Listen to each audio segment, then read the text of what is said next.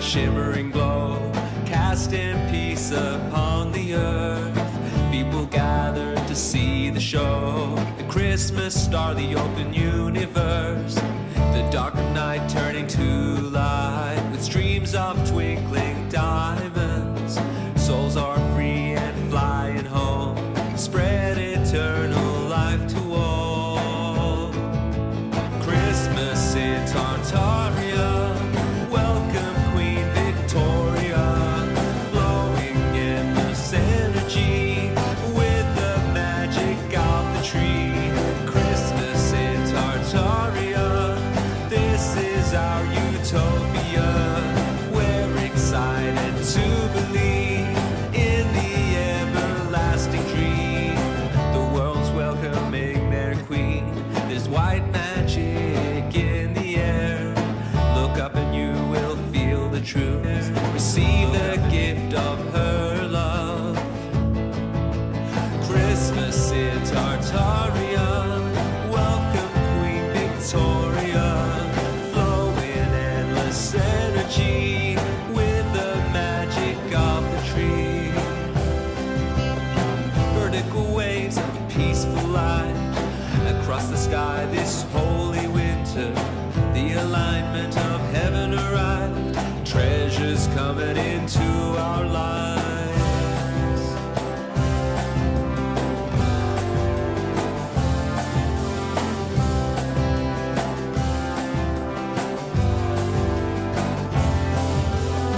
This was the night we started over, anchored in the miracle of love. Soul celebration kept on forever, crystal heart of the planet in place. There is a sparkling, shimmering glow, casting peace upon the earth.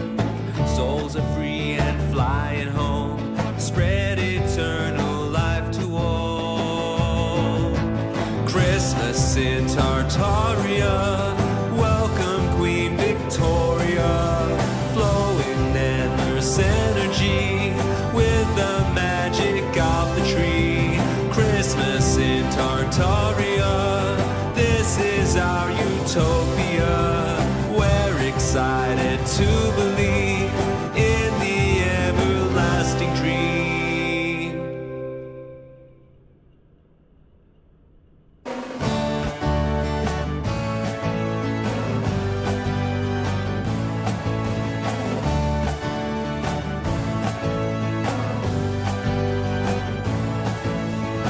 There is a sparkling, shimmering glow, casting peace upon the earth. People gather to see the show, the Christmas star, the open universe. The dark of night turning to light, with streams of twinkling diamonds. Souls are free and flying home, spread eternal life to all. Christmas in Tartaria, welcome Queen Victoria, flowing endless energy with the magic of the tree. Christmas in Tartaria, this is our utopia. We're excited to believe in the everlasting dream. The world's welcoming their queen. There's white magic in the air. Look up and you will feel the truth. Receive the gift of her love. Christmas in Tartaria, welcome Queen Victoria, flowing endless energy with the magic of the tree. Vertical waves of peaceful light across the sky this holy winter. The alignment of heaven arrived, treasures coming into our lives.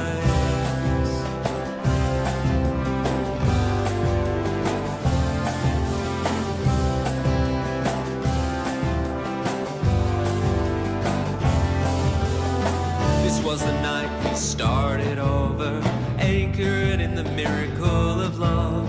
Soul celebration kept on forever, crystal heart of the planet in place.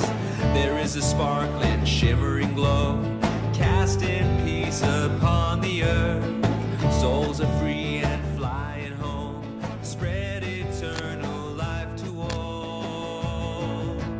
Christmas in Tartaria, welcome Queen Victoria, flowing endless energy with the magic of the tree.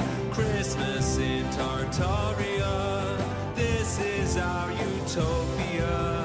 We're excited to believe in the everlasting dream.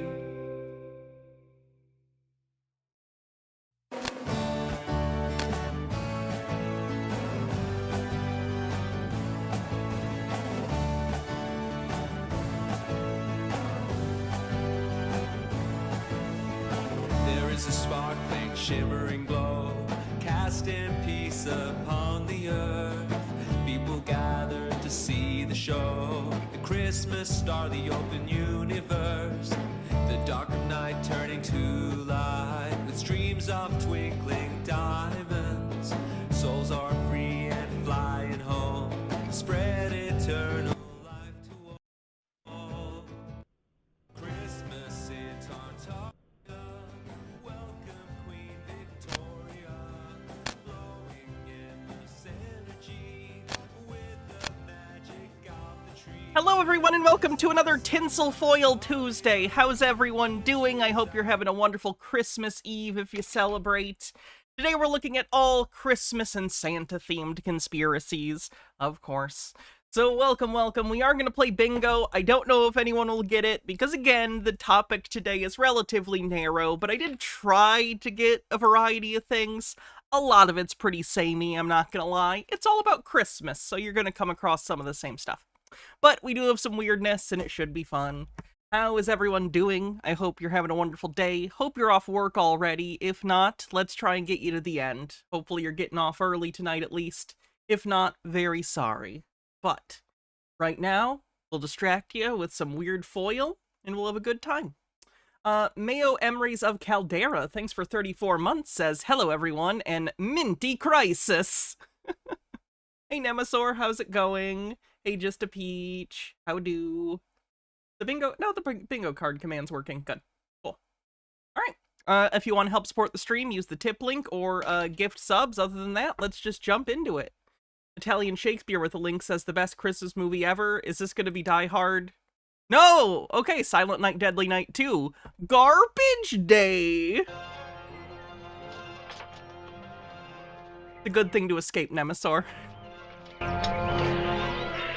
Garbage Day! Huh? No! Would you believe, chat, and this is going to be a bingo spot, that I own every single Silent Night, Deadly Night film on Blu-ray? 1, 2, 3, 4, and even the 5th one with Mickey Rooney where he creates a doll boy man. Anyway, Hannah mentions Blu-rays on the bingo card. I actually have a whole section of my horror section downstairs. This is a lot of my horror, but I have more horror downstairs. And I have a whole section that's just my Christmas horror movies. There's a lot of them. What's my favorite Silent Night, Deadly Night film? Probably the second one, at least the second half of the second one. The first half is basically just a recap of the first movie, which makes the first movie irrelevant. You can skip the first one entirely. You can start with number 2. The 5th one's pretty fun just because it's so silly. But, you know, take your pick. My favorite Christmas horror film of all time, Black Christmas, the original. Garbage Day! Huh? Garbage Day! Huh? No! It's so funny, because from that scene, you wouldn't even know it's a Christmas movie. The one where his character is Joe Petto. Yes, his character's name is Joe Petto.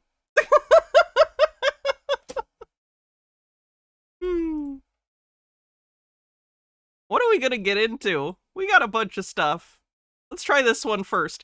So, speaking of movies, this is actually a good segue.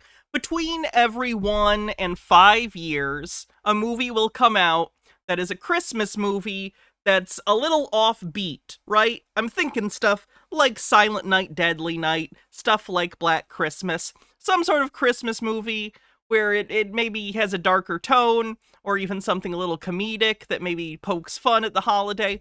You may have seen the advertisements for the Jack Black straight-to-streaming movie, Dear Satan, I think it's called. And it's about a dyslexic kid who accidentally writes his Santa letter to Satan, and Satan shows up. It's like a family comedy. I haven't seen it. I don't know if it's any good. Anyway, so that's coming out this year. And of course, what always happens, reactionary evangelical Christians get a hold of it and assume it's a direct attack on their personal beliefs. So we have a decent number of conspiracy videos today that are just about this movie. So prepare for that. Is Die Hard a Christmas movie? At this point, first of all, Bittergrin, thanks for 110 stream streak. Can we have the discussion, chat? I think we're old enough to have the talk, okay? Chat? It has been at least 20 years since people started making the observation that Die Hard is a Christmas movie. It has been about 20 years since that observation has really started spreading throughout the internet. If anything, you're weird if you don't think it's a Christmas movie at this point. I just want to point out, it's fine to like Die Hard. I love Die Hard. I watch it around every Christmas. I love it. It is a Christmas movie, and it's a great movie, regardless of the holiday. But it is not... It's not unique to point it out. It's cliche at this point. Pointing out Die Hard as a Christmas movie is a cliche. We need to expand our horizons. Talk about how Lethal Weapon is a Christmas movie, for instance. I'm just saying, there are other McTiernan films that you can look at. Was that McTiernan? Maybe not. Anyway. Generty, thanks for 40 bits, says, Dear Tinfoilers, my early comment about making a Dear Santa video was a joke and not a suggestion, damn it. What about Gremlins? Gremlins, of course Gremlins is a Christmas movie! It's explicitly a Christmas movie! What?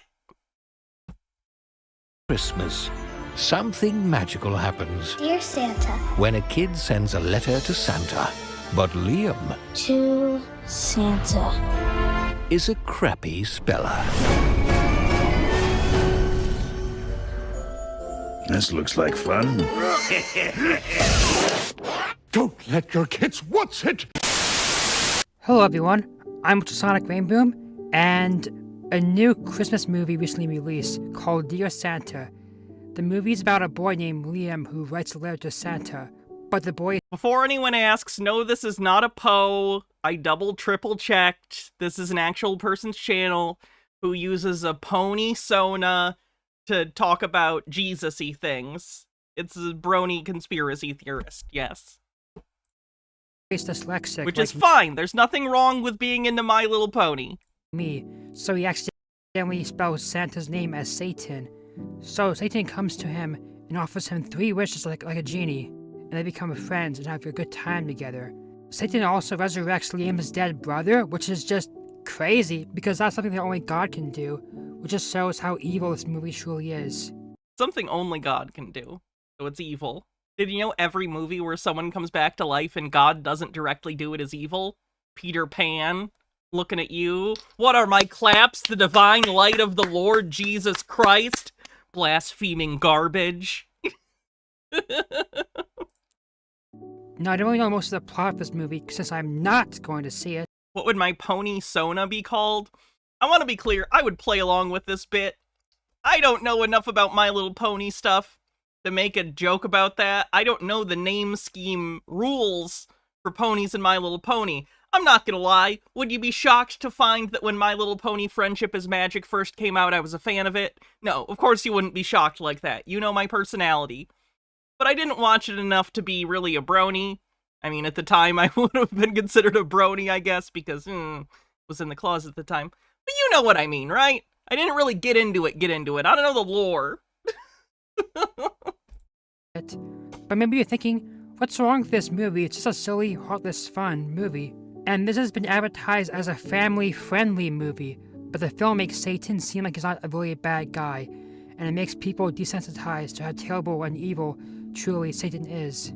The movie This video, actually, I watched this in its entirety before, we watched this before I started the stream. I actually feel a little bad for this guy, because, like, he seems sincere. You know, a lot of the time I see conspiracy theorists that seem mean or, like, angry. He doesn't seem like that. I think he genuinely just is in a family or community where, like, Christianity, in particular, a quite strict version of Christianity, is the norm. And I think he's just adopted that, and he hears stuff around him, and he's genuinely concerned. It actually makes me a little sad. is also coming out doing Like, he's genuinely concerned that this movie is gonna teach kids to love Satan, and that's bad, okay? Because Satan's bad and God is good. You know what I mean? Christmas time, and Christmas He's innocent, is what I'm trying to say. He's wrong, but he's innocent. is a time when the whole world celebrates the coming and the birth of Jesus, of the gospel, and how Jesus saved us from our sin. But this Christmas movie is glorifying Satan and sin instead of Jesus, which is just evil. I used to look up to Jack Black, and I'm working as a cashier. I've gotten around 30 comments of My people name would have been something like Film Foil. My cutie mark would be a Blu-ray disc, obviously. That's not even a question. telling me that I look like Jack Black. I really liked him in Kung Fu Panda, and I enjoyed his cameo in The Muppets. And I really thought he did a good job as Bowser. I mean, just like think about like listing Jack Black's film roles, and your second one off the top of your head is his cameo in The Muppets. I can't hate you as a person, right? The Mario movie. And even though the movie didn't look too good before the new trailer came out, I was kind of excited to see him as Steve in the Minecraft movie. He's not trolling. I looked into his channel. This is genuinely just his personality. He seems like a very innocent guy who just doesn't know what he's saying is silly. But after I learned how he openly prayed to Satan, which is crazy and scary, and now seeing him in this movie, it's clear that he glorifies Satan and thinks he is a good guy. He's like Elias from Clerks 2, yeah, or like Kenneth from 30 Rock. And Yeah. that's a problem with this movie, and with a lot of the world. It makes Satan seem like he's a good guy, and that he can almost be redeemable. What about doing something out of kindness? I don't even know. Like, he's genuinely aghast at the idea of some piece of media taking Satan and trying to make him endearing in some way, which is like a really, really old literary thing. Like, Paradise Lost old. I'm just saying. Just saying. what you just said. I mean, I know all the words, but I just never heard them in that order. This is just insane. The devil's behind all the terrible evil in the world. The murder, rape, wars, corruption, wickedness, evil, 9/11, World War II, all the evil you can think of or possibly imagine, are 9/11 out of nowhere on the bingo card. all promoted and orchestrated by Satan and demons and the devil, and they all play a big role in the world in those evils. The Bible shows us clearly that Satan hates God, hates you, and is completely unredeemable, corrupt, and evil, and can never ever be trusted.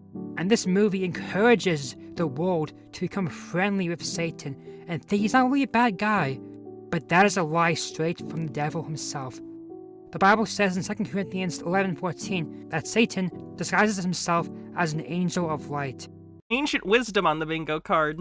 The enemy comes in and tells us that he can be trusted, that he can grant us our wishes, like in the movie, but in reality, he will only end up betraying you, just like how the Storm King treated and betrayed Tempest Shadow in the My Little Pony movie. I'm sorry, we're... Yeah, sure, those two things are the same, yep. If you offer yourself to Satan, you will spend eternity in judgment in hell. But if you offer yourself to God and believe in the gospel and what Jesus did for us on the cross, you will spend eternity with God in heaven. The Bible tells us that we are all sinners, and so Jesus came into earth, who is also God. Excuse you, sir, stealing John Williams' music for your brony YouTube video is a sin? Now who's going to hell? Peep Lord, thanks for 23 months, says, Gah, I'm all out of funny things to say. Penis? Is that a joke? Mine is. One big huge joke, like a clown's penis. Honk honk.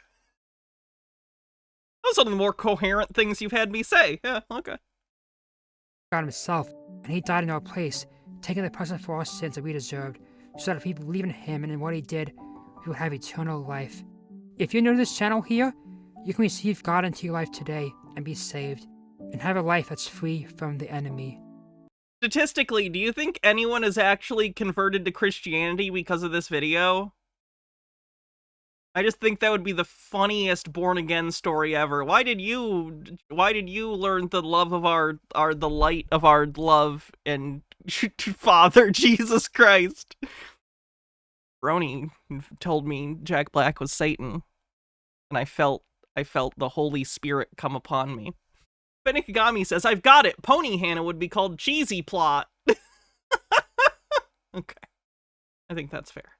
Black's Law Dictionary, Jay's a proxy. What do you want me to look up? Cuck chair?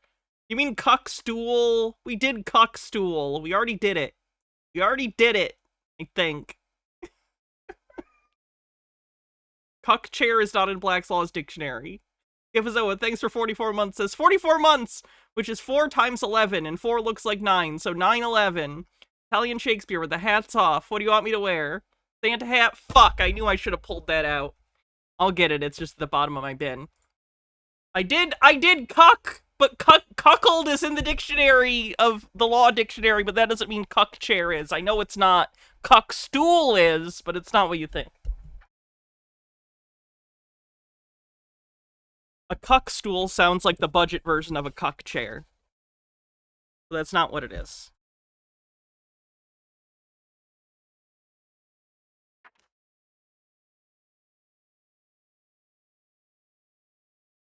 Where is the CU? A, B, C, D, E, F, G, H, I, J, K, L, M, N, O, P, Q, R, S, T, U, V. Curriculum. Beyond cuck. Cuckold. I'll do something near cuckold, I guess. I did say, okay, cucking stool. An engine of correction for common scolds, which in the Saxon language is said to signify the scolding stool, though now it is frequently corrupted into ducking stool because the judgment was that when the woman was placed therein, she should be purged in the water for her punishment. It was also a variety called the trebuchet. No, I did read that. It's the ducking stool that's also called the cucking stool. Went over this. All right, I'll do the Santa hat. Let me find it, one sec.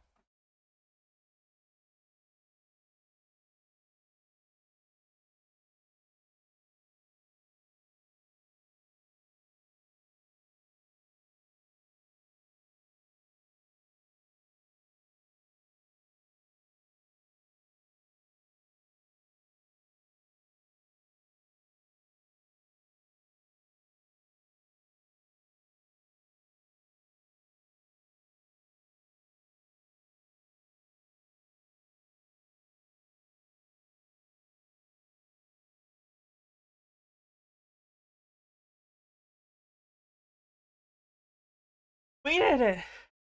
We did. I really gotta get a bigger costume, trunk. Hey, Ambi Volpine, how's it going? Oh, Jesus.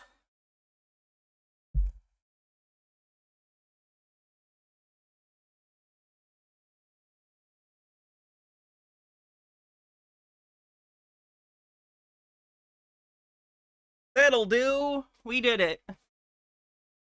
Now Santa and his elves can't read my naughty thoughts. Nemesaur, thank you for gifting 20 tier 1 subs, and apparently Valorant added 4 gift subs on top of that. That's cool. Apparently there's a promotion. Kicks off a hype train. Maybe do gift subs. Apparently they're giving extra gift subs today. That's nice. 6% to level 3. Thank you so much, Nemesaur. But what do you think about this movie? Leave your answers in the comments below. I'm Sonic Rain Boom, and I'll see you all next time.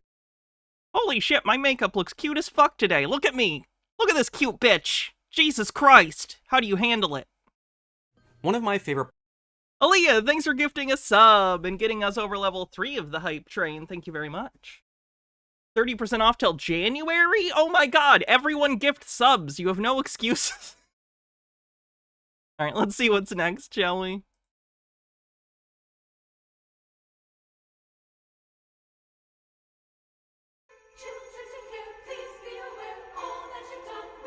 There was a time when I did not know the truth. Back then, I was happy. Remember But when everything I used to look like a dude? That fucking sucked. Hormones rule. was polluted. To hide it, the truth was placed right in front of our eyes, without us recognizing it. And when we saw it, it was Uses AI on the bingo card for the footage. not just a tree. It was an obelisk, placed in the heart of every home. They were not just colorful balls, but the forbidden fruit from the Garden of Eden. There's absolutely no evidence or reason to believe that ornaments on trees have any sort of symbolic relation to the forbidden fruit from Genesis. What are you talking about? History Chick 96 thinks her 44 months, says Mary Tinfoil, and right back at you. The candles were the torches of the Lucifer. The deer and the Bethlehem star were the horned one and his symbol, proudly placed upon his forehead. It was disguised as harmless entertainment, but the cult to it was there, hidden in the guise of joy.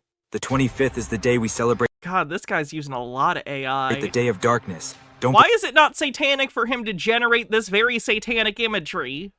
Feels like a double standard. Believe me? Stay with me until the end and everything will make sense. When was Christ born? On December 25th? The truth is, absolutely no one knows.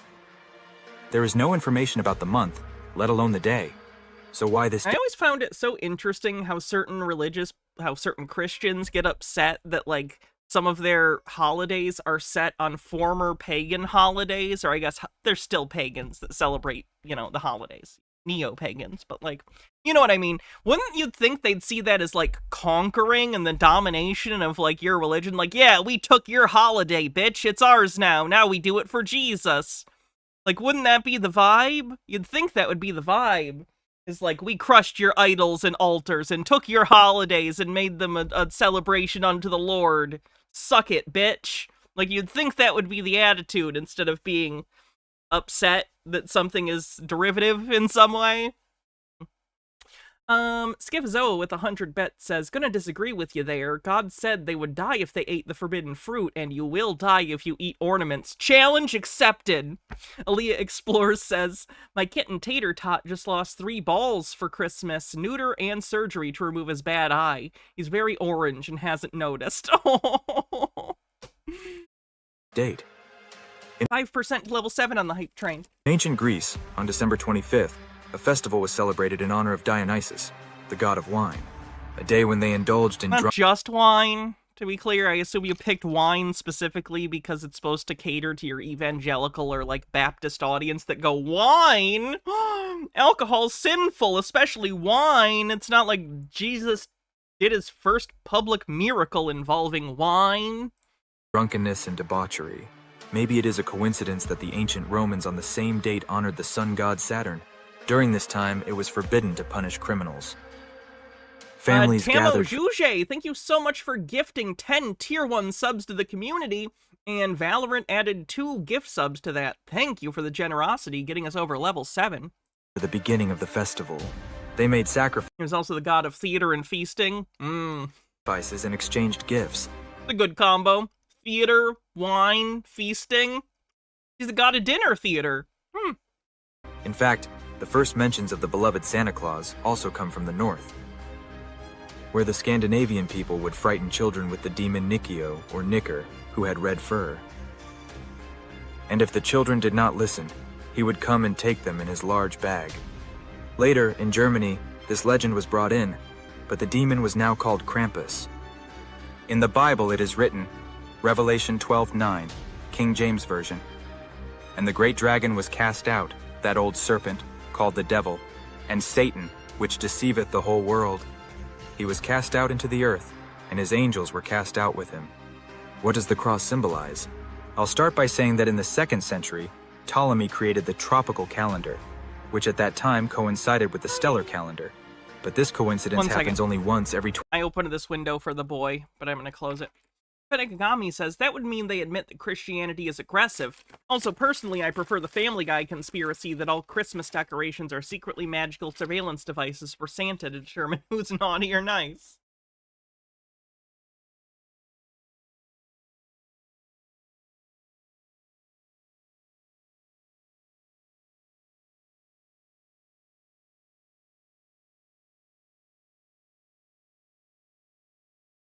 Thank you for your patience.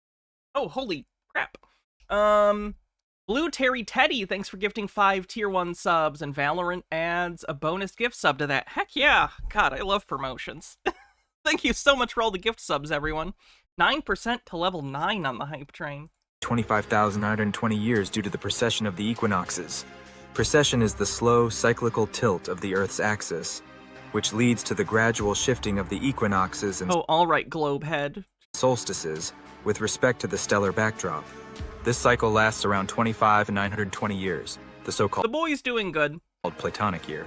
Due to precession, from Ptolemy's He seems to be more active since we've dealt with the fleas and have been, keeping on top of that.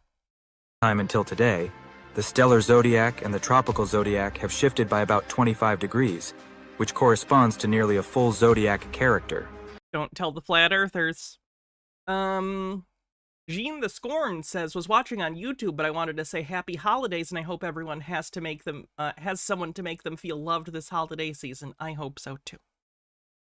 At the center of the circle is the sun. In many depictions, instead of the sun, Christ himself is placed, crucified. But you have these 4 figures, which are associated with the so-called 4 evangelists, and they are connected with 4 animals, which correspond to 4 constellations. 12 apostles in this circle, and on the outermost, you can clearly see the zodiac. All these facts, in the form of frescoes, prove what? They prove that the entire cosmology, including that of Christianity, is based on astrology.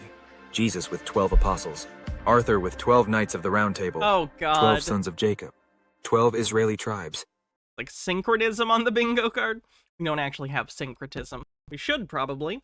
Hyper Draws and stuff, thanks for gifting 10 tier 1 subs to the community, and Valorant adds 2. Excellent, 93% to level 9. This is like an incredible hype train. Thank you, everyone.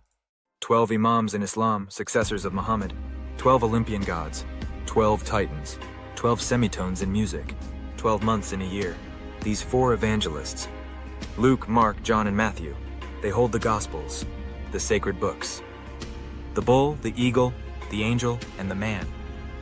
In the zodiac, there are 4 constellations, which, according to ancient astrological tradition, are said to be the most spiritual. These are the 4 brightest constellations in the night sky. When you connect the 4 main constellations, the alphabets of these constellations, it forms a cross. The cross Come on! Sheesh. Oh, Mr. Blast, thank you for gifting 5 tier 1 subs and an extra bonus one from Valorant. Got us over level 9 on the hype train. This is one of the oldest symbols, for which there is information in every culture. Egypt, Ankh, Hinduism and Buddhism, Ankh. swastika, Sri Yantra, Christianity. You're saying that the Nazi, I guess not Nazi, I'm sorry. You're telling me that the Buddhist or any version of the swastika is equivalent to the Christian cross? You can't just take any symbol that involves perpendicular lines and claim it as your own. That's not how this works. You don't own perpendicular lines.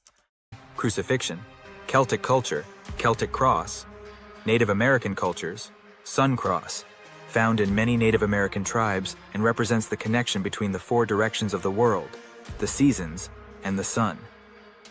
Ancient Mesopotamia, cross-shaped stars, used in depictions of gods such as Amber says, to elaborate, Dionysus was a god of agriculture and the main god of grapes, wine, and festivals. He also is associated with revelations and religious ecstasy. Most anthropologists theorize that he's derived from an earlier god of madness and nature, perhaps the same god as Pan. In Roman times, his association with wine, secular pleasure, and festivals became stronger, and he was called Bacchus, from which we derive the term debauchery, when referring to hedonistic indulgence. Shamash, the sun god. It is not a human symbol. According to all religions, it was given by the supreme sun god. The sun revolves around us and passes through 4. Okay, I'm moving on. This isn't nearly Christmassy enough. This guy's gonna explain it, though. This is also the guy that talked about, Yakub, the guy who created white people. He has a whole theory on Christmas. Good news. The real Jesus being born June the 26th, not December the 25th, Yeshua, because there are 3 different people that have been known as Jesus. In the Bible, we say Santa, yeah, Santa, you can actually make that into Satan. Remember, it's an anagram. The red that Father Christmas is wearing is one of the lowest vibration, or in terms of when you look at your chakras, which deals with gluttony.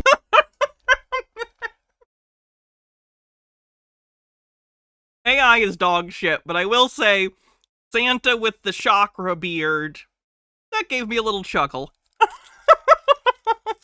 This is why he's obese, or he's got a lot of weight. Chimney, which deals with fire. Yeah, red fire. You look at how it ties into fire. That's supposed to be an ancient Egyptian chimney. Top Scruffy, thanks for gifting a sub. Chimney, 2 minutes left in the hype train. which deals with fire. Yeah, red fire. You look at how it ties into fire worship, which ties into where I'm saying the Samhain comes from, which is the Wicca. A bat is actually a combination of bird and rat. Before we get Of course, it makes sense. Bird, rat, buh, rat, buh, bat. into the wise men, we kind of have to build up to it, because the three wise men come about during the time when Jesus Christ is being born, according to, you know, the biblical text. And these three wise men, they come and they basically follow a star to where Jesus is being born, and they bring gifts and so on. But we're in this time now where we're going into Christmas, right? And when you think about Christmas and how it's going to tie into the the dead wise men, you know eyes. that Please stop making bad. Please stop using the video generations. I really can't believe that this is the future. This is the future, and it's just all uncanny and creepy, and I hate it. you hear this a lot, right? Ho, ho, ho, right? Which is really where Father Christmas comes into the picture, 30 seconds right? on the And he hype train. says this ho, ho, ho. What they really need to do is add 2 more letters to the end of that. Yeah? Ho, ho, hoax. Got him. Because there's a lot of hoax, right? So we're going to kind of go into that. So you have to remember that before Christmas, you will have like Halloween. The roots of Halloween are in coming from like Wicca and the Druids. And it's really a celebration of something known as Samhain. Yeah, Samhain. Again, remember, with Wusabat, we ask you to do your research, check everything. Thank you for that incredible hype train, everyone. Thank you for all the generosity. Seriously, thank you so much. Let's see what I got from my hype chest. Ooh, it's a Santa emote. It's an animated Santa emote. Cute. Lennon Cat with a 40-bit says, on a somewhat related note about gods, wine, and madness, the Aztecs believed that rabbit spirits inhabited alcohol and that they made you act up when you got drunk. Alcohol and drunkenness was measured by rabbits. A few rabbits and you're just a little buzzed. All 400 rabbits and you're completely smashed. Everything out, because the Samhain celebration is really coming from Wicca, and Samhain is referred to as the Lord of the Dead. And so this word Sam... Why did he blur his face? Hydrate, can do. ...becomes Uncle Do your own research on the bingo card. Sam, right? Uncle Sam. And when you say Uncle Sam, a lot of people relate Uncle Sam to America. This is one of the names that America is referred to as Uncle Sam. But this Sam also becomes... I miss Colombia. Samuel, yeah? Which translates as poison dose of L. Why do we say poison? Because Really? in Arabic, you're dealing with samum, okay? And samum is referring to the poison. That's why when we say poison dose of L, it's referring to that poison where when somebody is upset, you know, they huff and they puff and they get it's referred to as narin samun in Arabic, yeah? So all of this ties into the occult, it ties into what we Incorrect word origin is evidence. call, like, in terms of Halloween anyway, you got, you know, goblins, you got witches. Yeah, the Samhain thing, that always comes up. Vampires. I'm sorry, I gotta go back. I know that this is supposed to be about tinfoil and not critiquing how bad AI generations are. Witches. But why are the... Oh, you can't even see it. In the full shot of this, let me see if I can adjust it. There's just witches, like, flying T-posing. Hold on.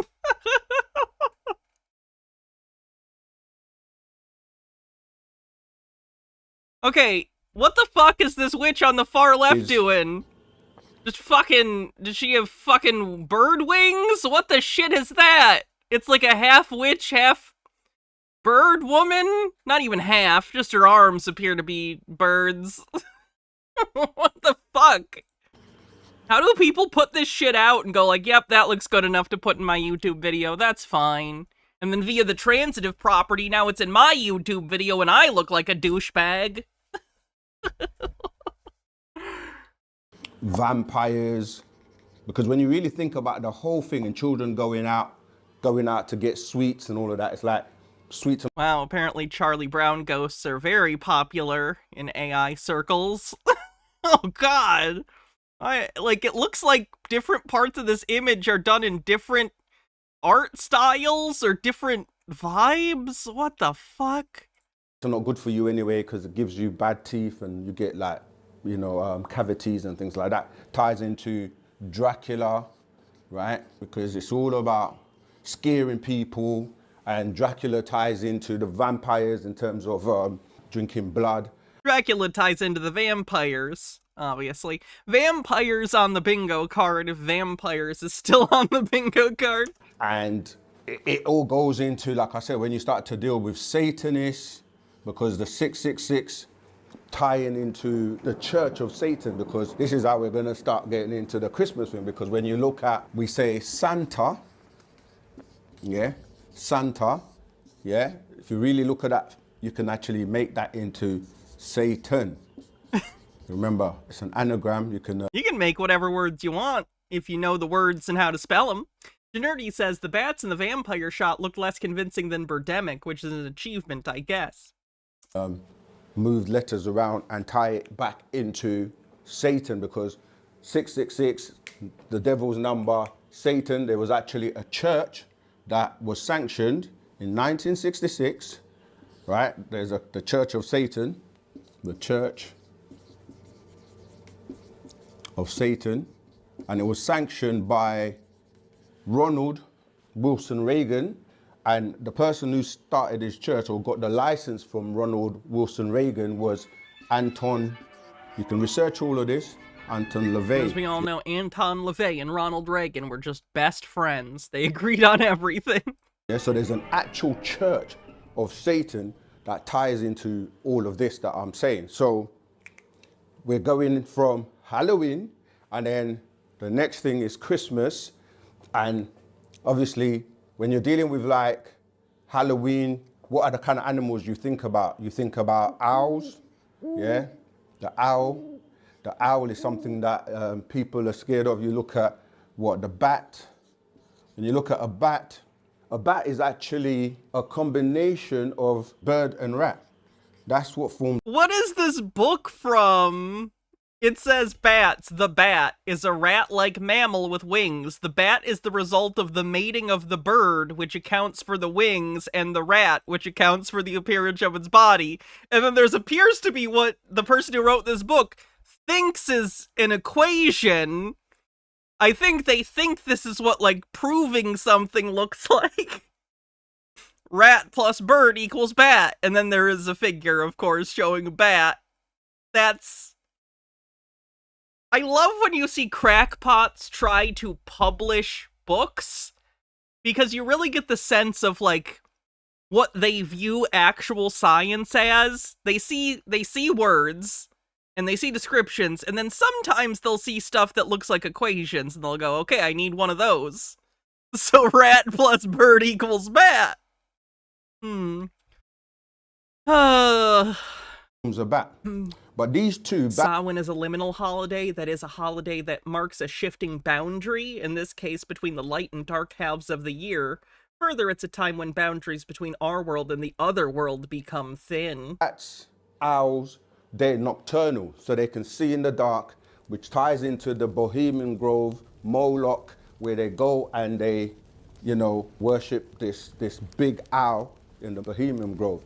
And so I'm just building up to tell you how when you get to what we're calling Christmas and this ho hoax, because it's talking about Jesus, right? Oh, What you does too, VC Archives. How you doing? I hope you have some fun stuff planned tomorrow or tonight or whenever you do stuff. December the 25th, which is when Christmas is celebrated, yeah? He gives you more citizen vibes. Yeah, that's actually how I found this guy initially. Is he believes some of the same stuff. I guess I don't know if he's directly into the more citizen thing, but he is into the what is it? The Black Israelite thing that the Yakub thing is from. I'm pretty sure that's the Black Israelites. So it is another esoteric Black nationalist movement. So similar. It certainly has some of the same aesthetics. Janerdy says X plus sax equals sex. Therefore, jazz musicians are attractive. That makes about as much sense as that book. What has December the 25th got to do with the birth of Jesus and these three wise men coming? Because December the 25th, if you're looking at the weather and so on, that's dealing with winter time, okay? The birth that they're celebrating, what has that got to do with Santa? What's that got to do with Christmas? Because Christmas, it's really a manufacturer. What's his name? I don't know like his actual name, but I'll give you a link to this if you want to see his channel or anything. Manufactured thing. And they will say Christ, yeah, because they're tying Christmas to Christ. And Christ is being born on December the 25th. And then this is why Christmas is being celebrated. And then you got Santa, right, who comes in, he's dressed in red. He's obese because he's got a lot of weight on him. And this ties into... Take that, Santa! Get in, loser! We're fat-shaming mythical characters! Bigfoot, you're next. Hydrate. Can do. The whole... When you say Christ and mass, the masses, yeah, the masses of people that are supposedly celebrating the birth of Christ, which... Did they exist? Did they not exist? And the red that Father Christmas is wearing is what? It's one of the lowest vibration, or in terms of when you look at your chakras, which deals with gluttony. This is why he's obese or he's got a lot of weight. And why is he coming down the chimney, which deals with... Hey, buddy.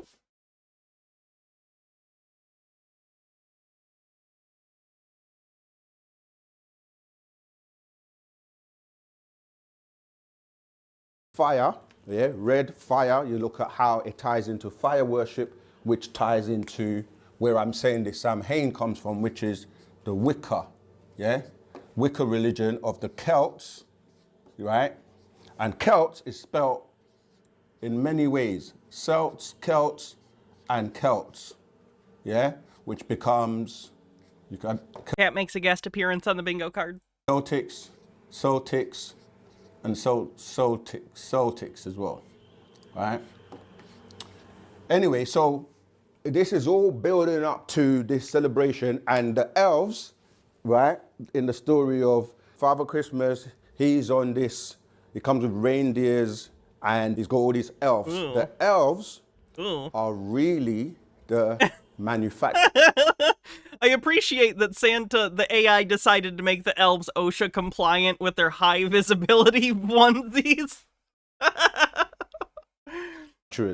Because when I said the whole hoax, it's about selling. All the businesses around this time of year, they make more money than they make through the whole year because the campaigning and the advertising. Doesn't understand their problem is capitalism on the bingo card. It's constantly in your face. And remember, Halloween was what? Around October. And then straight after that, that's when you get the bombardment of the advertising from October all the way into December, which is Christmas. And then after that, you get January, which is the new year. And if you look at the Church of Satan, and they have a calendar, and this calendar, right, has all these holidays in, and these, as we've broken down many times, these celebrations that we're partaking in, like Christmas, then it's going to be the New Year, then it's going to be Valentine's Day, then it's like Easter. It's like in the calendar, there is a celebration which goes right back into these Celtic practices of Samhain. Yes, people regularly celebrate holidays. Yes, that's not a conspiracy. That's just a human thing. Which have weaved... You go to like basically any civilization, any group of people on Earth or in the history of Earth, and they would celebrate things. The things might be different. The dates are going to be a little different, but they're going to celebrate stuff. Hi, baby. Oh, you look so cute. Ways way into religion, all right? So we say the masses of Christians are celebrating the birth of Christ. And this is interesting because right now, there's a lot of talk of a black Jesus. And when you look at, we're going to show you some images, you know, like Putin has exposed and said that, you know, Jesus was black. Then you've got the Pope saying it. You know, this is something that is going on I right mean, now. like, Jesus was not a white man. He was, like, you know where he was from? And, like, when? Yeah. But when you look at the images that they're giving you, because some people be like, oh, Jesus is not black. He was... He's not, like, this either, but, you know, it doesn't matter. It doesn't really fucking matter. Yeah, he was an ancient Jewish man from Judea. Mediterranean, because the area where he was born is like the people there are not black or they're not white. But the images they're showing you right now on the internet, on social media, are black. But one thing you will see is they keep showing him with straight hair. They don't show you the real picture of Yeshua. Remember, I said Yeshua, because there are 3 different people that have been known as Jesus in the Bible, and this is where the confusion comes in, because you have the real one, which is referred to as Yeshua, the son of Mary, yeah, and the angel Gabriel. We say the angel Gabriel because Gabriel came down and he took the form of a man. Go back and read the story. Wait. Is his theological position that the angel Gabriel directly impregnated Mary? Oh.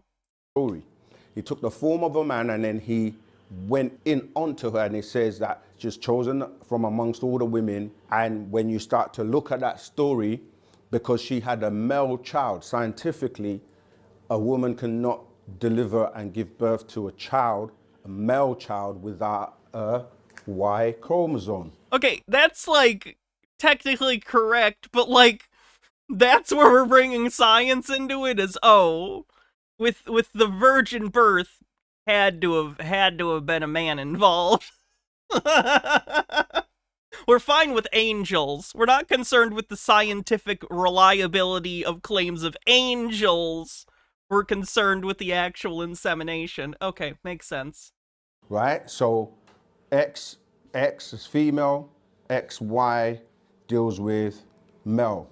And that Y is really a defective X because it originally was... Have you already seen this, Harold Elberman? X, but, you know, the male got maimed. So an X has more material scientifically.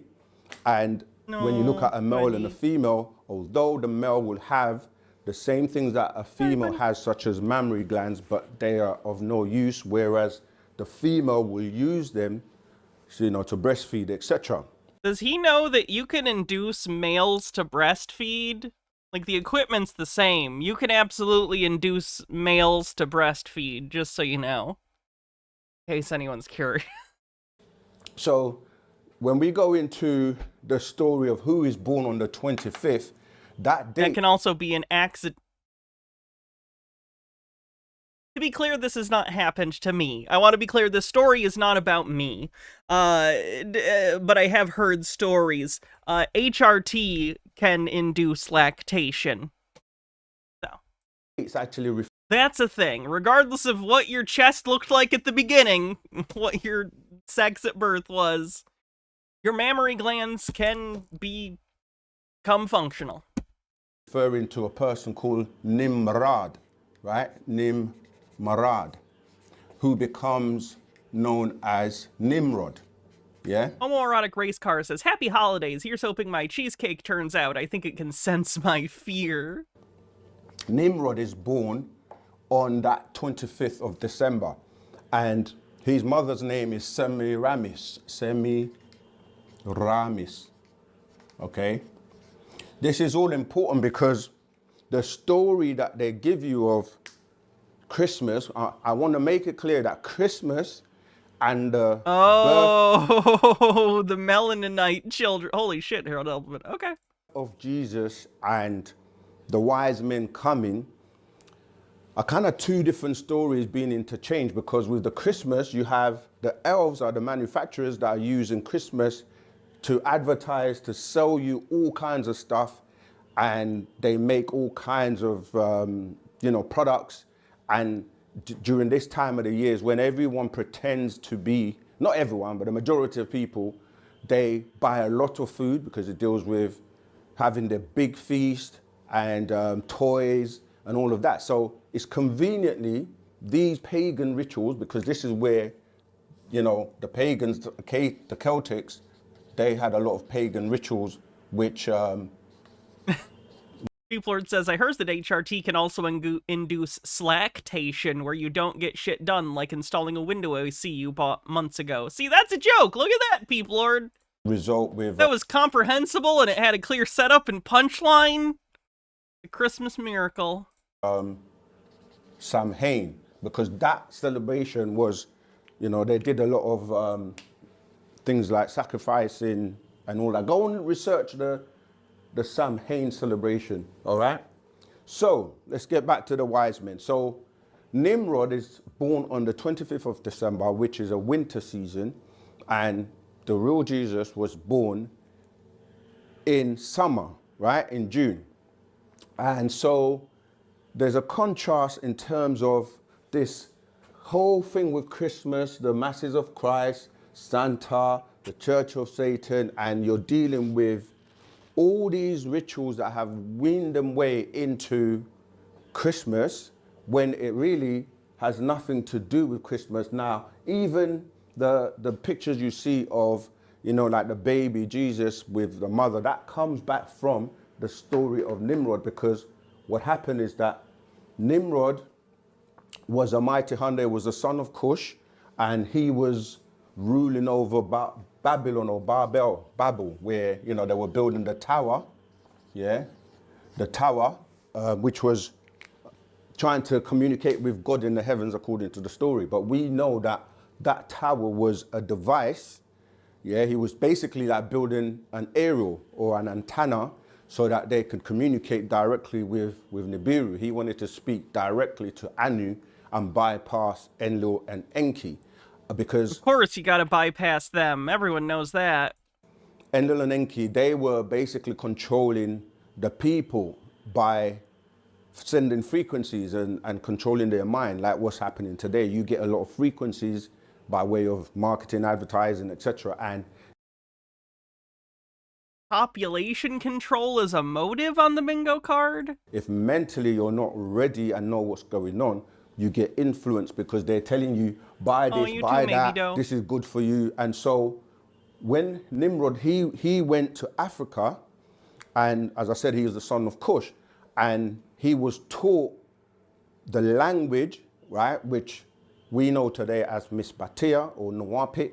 And when he came back, what he was able to do is teach. Leah says, "Nothing has anything to do with any holiday until society decides it does. Look at freaking Elf on the Shelf, a holiday tradition," air quotes. Yeah, I feel like some people have a problem with understanding social objects. Does that make sense? Or social concepts as non-concrete things. Like they're things, they're objects in our mind, they exist, but they're not like concrete, real objects, that have like a shape and a form. They're sort of nebulous. They exist in the social and like mythological beliefs that exist between and within people. And some people don't comprehend that very well. and they feel the need to concretize it in a very strange way that externalizes these things in a way that they just don't exist. Teaches people that language. You can find the story in Genesis chapter 11. He was teaching the people that language, and when they started to speak that language, they started to use their own mind. So they were able to block these frequencies from, you know, from the Anunnaki, from, you know, enlil them. And he was like, Aliens did it on the bingo card. We should actually take a look at the bingo card real quick. Take a quick bingo break. Ancient wisdom. Uses AI. Spurious symbology as evidence.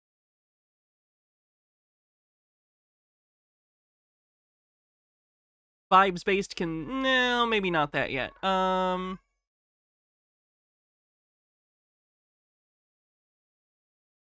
understand their problem is capitalism.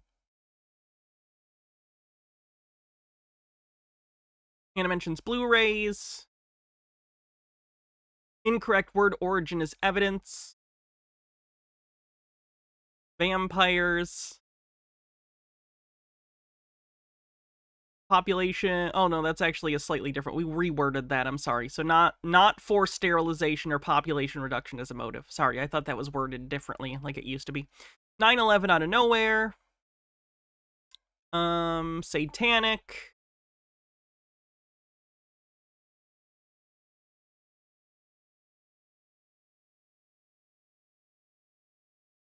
Do your own research. Aliens did it. Parteria for the song at the beginning. Is that it? We actually may have, I think we had Mark of the Beast at some point, didn't we? The Brony guy mentioned 9/11 and that Satan did 9/11.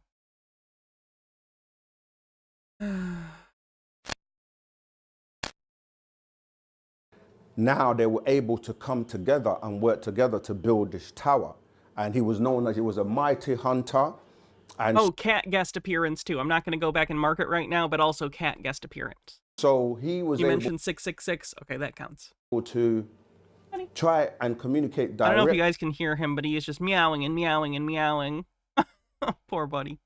With Anu, but what happened with Nimrod is that he became quite egotistical.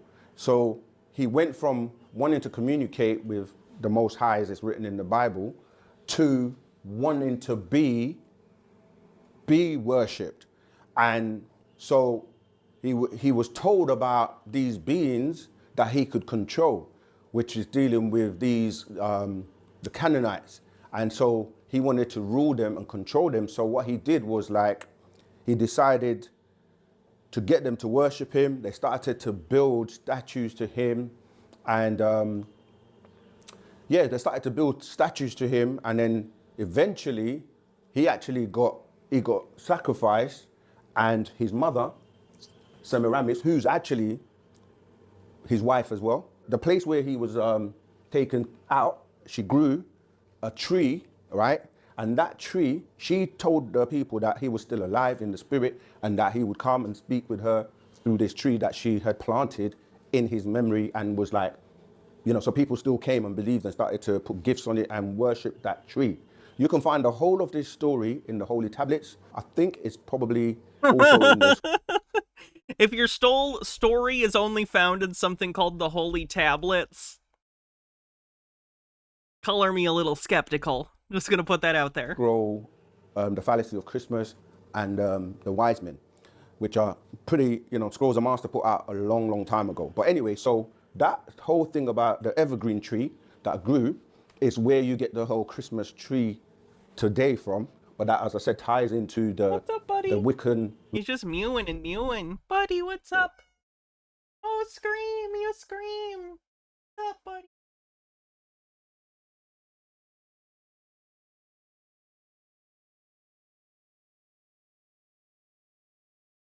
Stop screaming when attention. Religion and all the, like, pagan ritual. But what about Mormons, especially Mormons?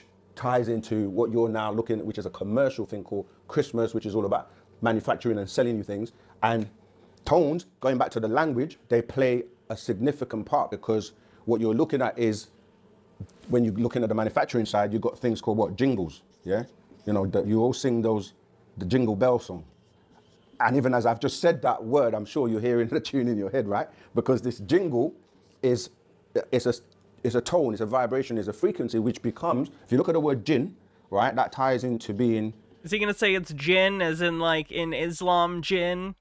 Phonetically jinn as well. Which again, the jinns are these disagreeable race or species of beings, reptilian beings, which if you Reptilians on the bingo card! I didn't know he thought jinn were reptilians. If you spelled Satan backwards, you will get the word natas.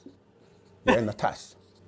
Natas is a species of jinn, right? Because remember, you had Jan, okay? So Jan was the head of these jinns, which goes to the story of Iblis in the Quran, who is the son of Tarnush, or Zuen, where that whole story that, you know, you're worshipping Satan, the real Satan that you're talking about as Zuen or Zion, which is really dealing with the son of Enlil, Nana. So these songs, they get you to basically, you know, they got all this music going on and all the advertising and all the marketing that takes you to buying things, buying Christmas trees, buying presents. And Saint Nick, right? Saint Nick, which is another name for Santa. Yeah, Saint Nicholas, Saint Nick. In England, obviously, the word Nick to us means what? When you're stealing, nicking something. And I'm surprised he didn't go, isn't Old Nick an idiom for Satan? I'm surprised he didn't go with that instead of saying it's for theft. Santa does the opposite of theft. Santa leaves things at your house. St. Nicholas, which, you know, I don't want to go too far away from the wise men, so I'm going to come back to the wise. Nicholas Scratch, that's what it is, which is also the name. Well, oh, hey, don't bite me, buddy. I don't want to spoil Agatha. Wise men, but it all ties into the magician, Merlin, who was the person that was speaking with Nimrod as well. And, you know, Merlin ties into Hollywood, because the holly, that's a whole different thing. But the wood, yeah, the wood that Merlin, the magician, used, because the reason the word magician or magic is important is because these wise men, these three wise men were referred to as Magi, yeah, the Magi. Magi. Or said Magas, yeah, or even Majus, M-A-J-U-S. Yeah, right? we can call this word salad now, that's fine. Oh, gee, T.C. Millier the 12th tips $62.70 and says, Merry Christmas. Well, thank you very much. Appreciate it. That's so generous of you. Thank you. Search this word, the Magi or the magician. Oh, this is where Merlin, but again, in those times, you had agreeable and disagreeable Magi, because these Magi were also referred to as the Essenes. It could also have been T.C. Miles. I don't know why I went Millier. Elders, this is where these three wise men were part of the Essene order, which Jesus or Yeshua, the first one, remember I said there are three, Yeshua, the son of Gabriel and Mary, his name was Yeshua. Yeshua, he belonged to the order of the Essenes, and so did John the Baptist. And these people and these three wise men, who I'm going to give you their names. So you have stop using this creepy image. Jasper, Balthasar, and Melchior. Oh, the blinks! Right? Don't blink. The blinking is worse. They were a part of the Essenes. The order of Essenes were strict, and they had very strict spiritual practices. They lived in communities by themselves. They did and worked for and by each other. They had many trades. They studied what you would call astronomy, right, which became astrology, right? Because this all ties into this, what we're talking about with the wise men. So you got astrology, right, which they say. Okay, I'm going to pause this. We're only a fifth of the way through this video. So we need to move on to some other stuff. Not to say we won't come back to it, but I want to mix things up and make sure we're not just covering that video today. Let's look at some other stuff too. Is indeed Satan. If you believe otherwise, Santa Claus is indeed Satan. If you believe otherwise, I'm telling you, you've been deceived. We need to put an end to the demonic ideology of Santa Claus overriding the holiday that should be celebrated as Zoomers that are like this scare the shit out of me. I understand that there are boomers like this. I understand Gen X like this. Even some millennials like this. I'm like, okay, I get it. Really? You were born, like, after 9/11 and this is what you're like? Like, what the fuck is wrong with you? Not saying there was never ever an excuse for it, but especially, like, I've seen your whole lifetime. I've been here the whole time. Nothing that has happened in the time you have been alive should have made you like this. Why are you like this? We strictly need a tinfoil spotlight for that guy. He is fascinating. As the birth of Jesus. I'm telling you, this demonic ideology has run rampant across the entire globe. To be clear, this guy has a decent-sized channel, too. He has almost 400,000 subscribers on his channel. I'm telling you, this is brainwashing and programming the next up-and-coming generation. And yes, this guy's never been brainwashed by anything. For years and years and years. I'm sorry, is this Zoomer using a picture of a younger kid, maybe Gen Alpha, on a phone to be like, kids in their phones? Maybe you should have been on your phone a little more. A little more phone, little less Bible. He does have a YouTube play button. So do I. They're a dime a dozen.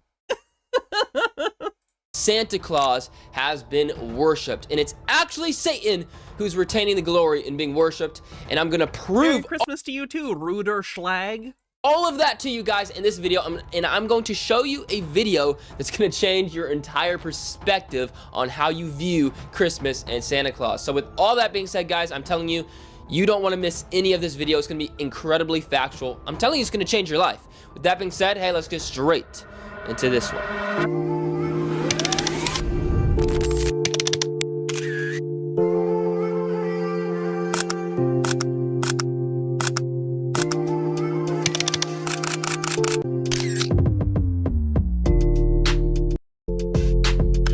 Nicholas, the religious man who was very generous and gave to poor children. And everyone just thinks that that is where Santa Claus was derived to, but they don't understand the evolution, the infrastructure in the spirit of how Santa Claus, right, how Saint Nicholas evolved to becoming Santa Claus and merged with good and evil forces through a man, through a legend, a tale during a period of time centuries ago. Holy fuck, is he trying to pad out an essay? There's more superfluous words than there are words that actually contain the content of what he's trying to say. What is he doing? Which we get— it's like he's trying to sound intelligent. Father Christmas from, right, the English figure of Santa Claus. Like, am I crazy? Was half of what he just said nonsense filler words that didn't need to be there? Claus that was created through the Dutch origins, okay? And Father Christmas, a lot of people don't understand, is an extremely demonic figure inside of history that actually plays a role into the tale of Saint Nicholas. Now, people don't know this, but the origins of the good and naughty list, have you ever thought about that and where that came from? Well, actually, the good and naughty list in Santa Claus, right? Father Christmas was this tale used to manipulate kids and put fear into kids. Oh man, can you imagine using a story about an imaginary person who watches everything good and bad you do and doles out rewards and punishments in order to manipulate people? That's crazy, man. You should read more of your Bible. I'm sure that'll help you. I'm really not trying to be a dick. I know there are some religious people in my audience. I'm sorry, but this kid is being incredibly hypocritical.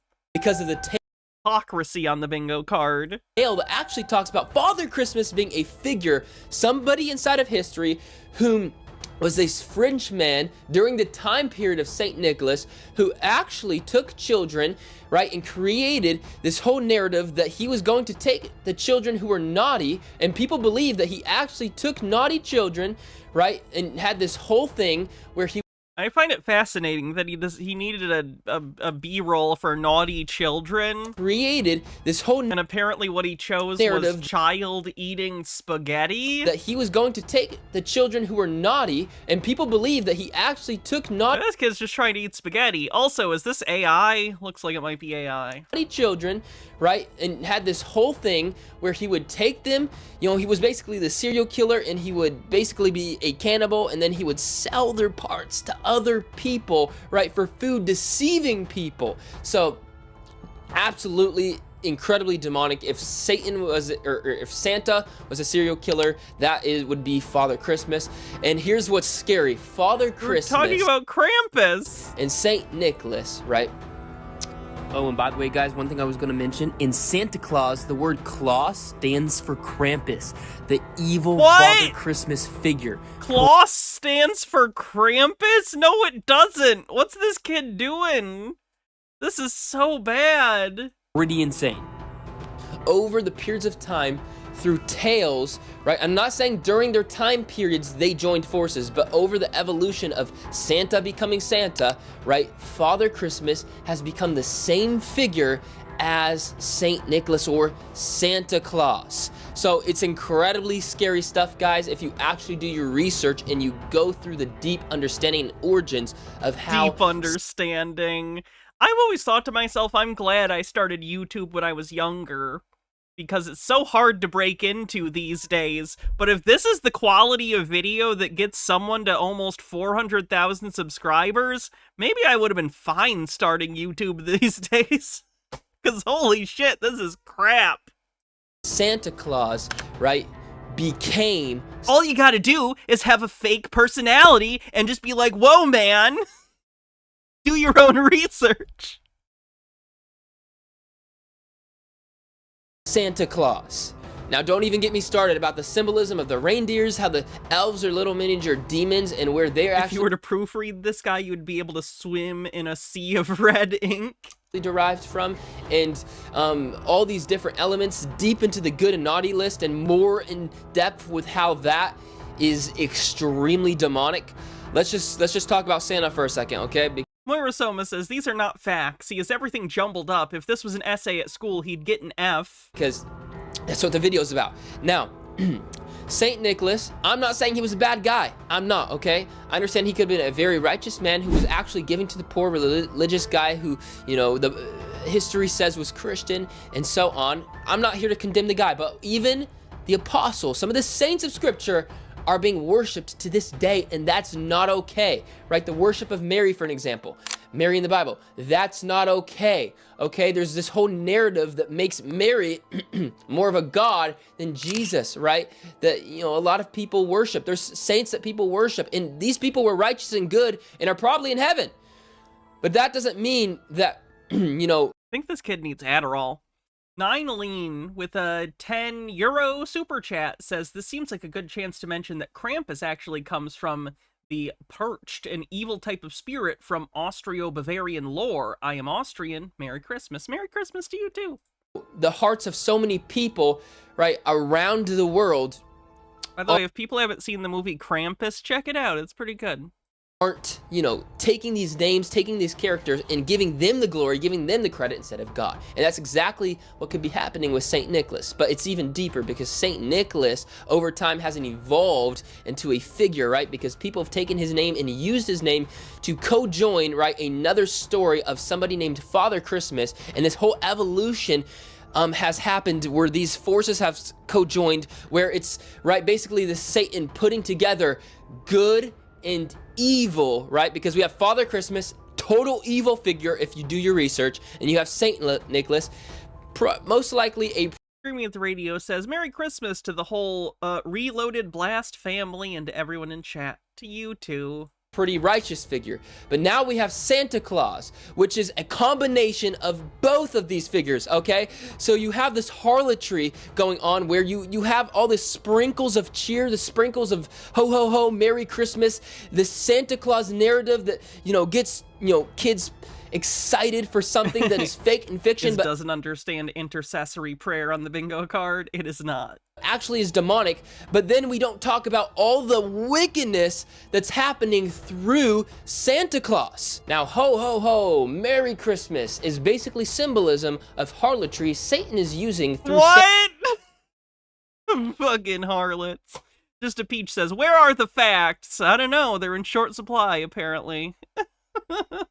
Santa Claus to use to put spells and curses on children, right, as they worship a figure that is not God, that is not Jesus, right, but is actually a satanic figure that even the history and origins prove that, you know, is leading thousands of children astray, right? Even Christians, right, are worshiping Satan. So many Christians are teaching their kids, right? This is something that comes up all the time with these weird, like, reactionary scare things from, like, hardcore fundamentalist Christians, or anyone who's a fundamentalist. I don't understand this. You cannot worship something unintentionally, right? Is worship not the intention towards lending, like, the act of worship, your fealty, your loyalty, your love, if that's part of your religion, to whatever thing you're worshiping? That requires intent. Like, that doesn't make any sense theologically for you to claim that you can accidentally worship something. I've seen so many Christians justify so much of Christianity by saying, well, God gives us free will to choose, and that's the whole point, is to make, you know, choices with that agency and come to God, you know, by your own, like, beliefs and actions. But this flies in the face of that. If you can worship something unintentionally, then what even is the rules? That doesn't make sense. That's not free will. That's not agency. Have consistency. Internal consistency. Oh, don't be righteous for Jesus. Don't be righteous for God. No, be righteous for Santa, right? Because you want to be on the good list. You don't want to be on the naughty list, okay? You want to be in the good list. You want to receive Christmas gifts. It's become all about us. And by harlotry, I mean, it's all about kids receiving. Instead of giving, it's become more about gifting, right? Receiving toys. And then these toys, these idols and things that kids and people develop, these gifts, right, that we have. This guy seriously needs to take a fucking breath. Because St. Nicholas, this is where the pollution comes in. St. Nicholas was a selfless man who gave, but Christmas has become all about us, right? Receiving. Hey, dipshit, if someone's giving something, someone has to be there to receive it. That's how gifts work. What we want. It needs to be about giving, not receiving. Okay, who's gonna receive the gifts? Someone's gotta receive them for you to give them. It's a two-way... What? We want to be in the good and naughty list as kids because we want to receive the gifts that we want, so then we can further worship these gifts and then worship Santa Claus. It's this whole matrix, it's this whole system that is leading tons of people astray. Don't get me started about how Satan, literally all the letters of Santa, right, and Satan go together. You just got to shift a few letters around in the name Santa and you get Satan. I need to chill. Lennon Cat says, Elizabeth venerated Mary in the Bible. In a loud voice she exclaimed, "Blessed are you among women, and blessed is the child you will bear. But why am I so favored that the mother of my Lord should come to me? As soon as the sound of your greeting reached my ears, the baby in my womb leapt for joy. Blessed is she who has believed that the Lord would fulfill his promises to her." And just keep watching because this video... Phyllis Filler says, I'm sick of people bottom-shaming those who receive. I'm about to show you guys is going to rock your world and change your life. And then Tea Time Tea says, so this means that all dogs are gods, right? Yes, that makes sense. I'm telling you. Why would it be spelled that way otherwise? Santa being Satan is not just, talked about from some Christians and... Do I think the Wachowskis regret making the Matrix, considering it's been co-opted by the worst people? No, and I would hope not, because if it wasn't that, it would be one of the other movies of that era that did similar stuff. If it wasn't The Matrix, chuds would be referencing The Truman Show, or they'd be referencing Dark City. Like, there was kind of a trend in that era of movies that were about kind of like taking back the veil to see the real reality. The Matrix was the example of that, but it was not the only example of that. So if it wasn't for The Matrix, it would have been something else. Equilibrium, sure. There's other examples of this kind of movie.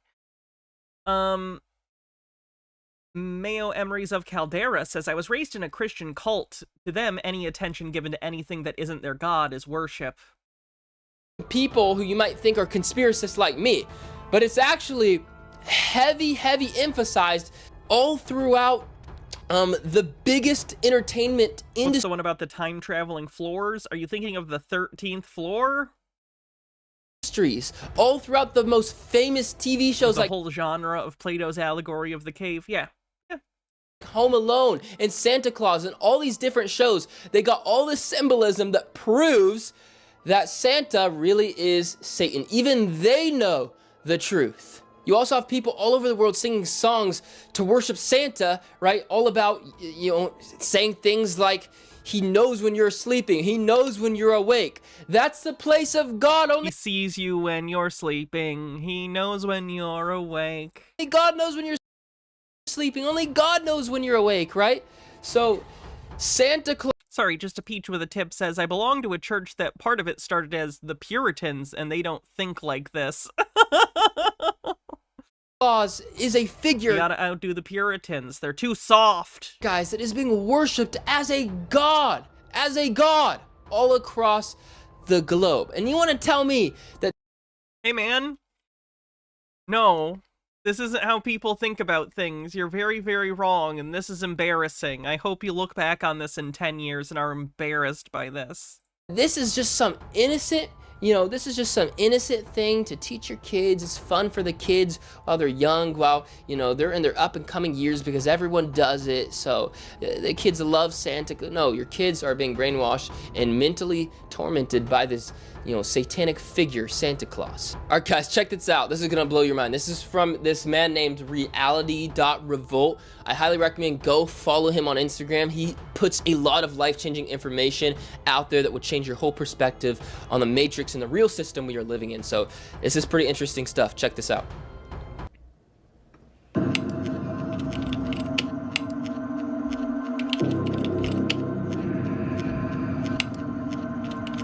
Rayline says, these anti-Christmas people must have a horrible relationship with people to see a gift-giving as purely being selfish. They don't understand that gift-giving in healthy relationships is not selfish, it's about making people happy. Yeah. Check that out. That How many people that we watched do we think were broken by the Santa reveal? Probably. I know it's a funny joke, but realistic answer, probably none. I don't think that was the breaking point for any of them. Might have been for me. I say that because I went to I've told people this before, I went to a pretty fundamentalist Baptist school, and the person who ruined Santa for me was actually one of the teachers there, because I think she was pretty anti-Santa, because it was like a fundamentalist Baptist school, who had beliefs kind of similar to what this guy is saying. So she was like, Santa isn't real, and this was like, I don't know, 1st or 2nd grade. Anyway, that sucked. Extremely demonic. It says Saint Nicholas Parade. You got all these evil characters with evil symbolism, as you can see on there, and it's a whole demonic festival. Wasn't there a chick track where a dude becomes a hardened criminal because he found out Santa wasn't real? Yes, I don't recall the title of it, but I do remember reading it. Yeah, this is Saint Nicholas's friend, right? And it says Krampus. Look at this creature. Look at this creature, Santa Claus's friend. This is a demonic-looking creature.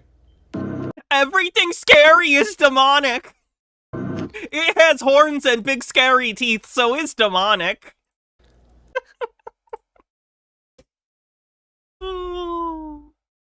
Okay, so like I know that the historical period known as the Dark Ages isn't actually called the Dark Ages because everyone was like dumb. It's called the Dark Ages because of the lack of primary source documents from the era.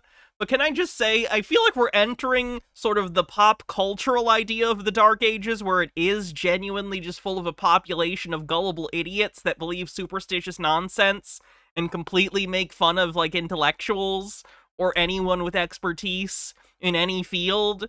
Like, it feels we're becoming the cartoon joke of the Dark Ages.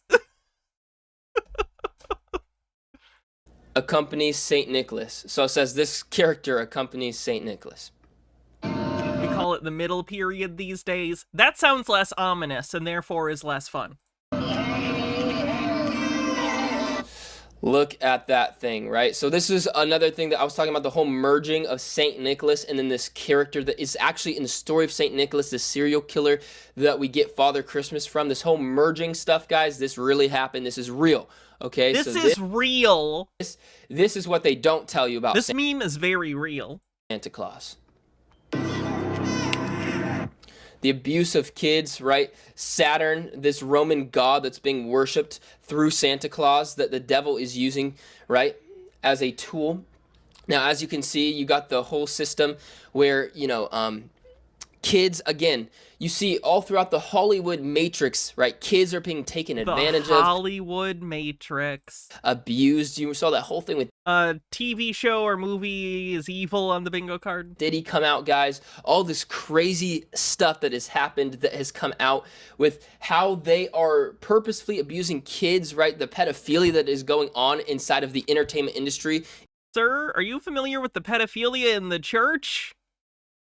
Just pointing it out. Any of it's bad. All of it's bad. We just want to point that out.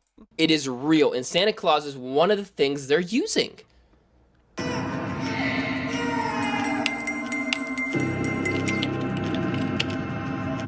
Old man Saint Nick. Now that means the devil, Satan. Look at that. Look at that, guys. So the word old man Saint Nick means the devil, Satan.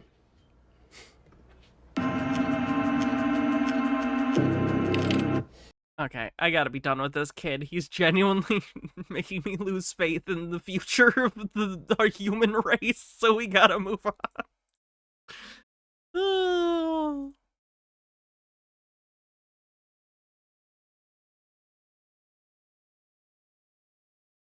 In the modern world, what really kicks Christmas off is the Black Friday event, where we are offered gadgets and items at a discount rate just in time for Christmas.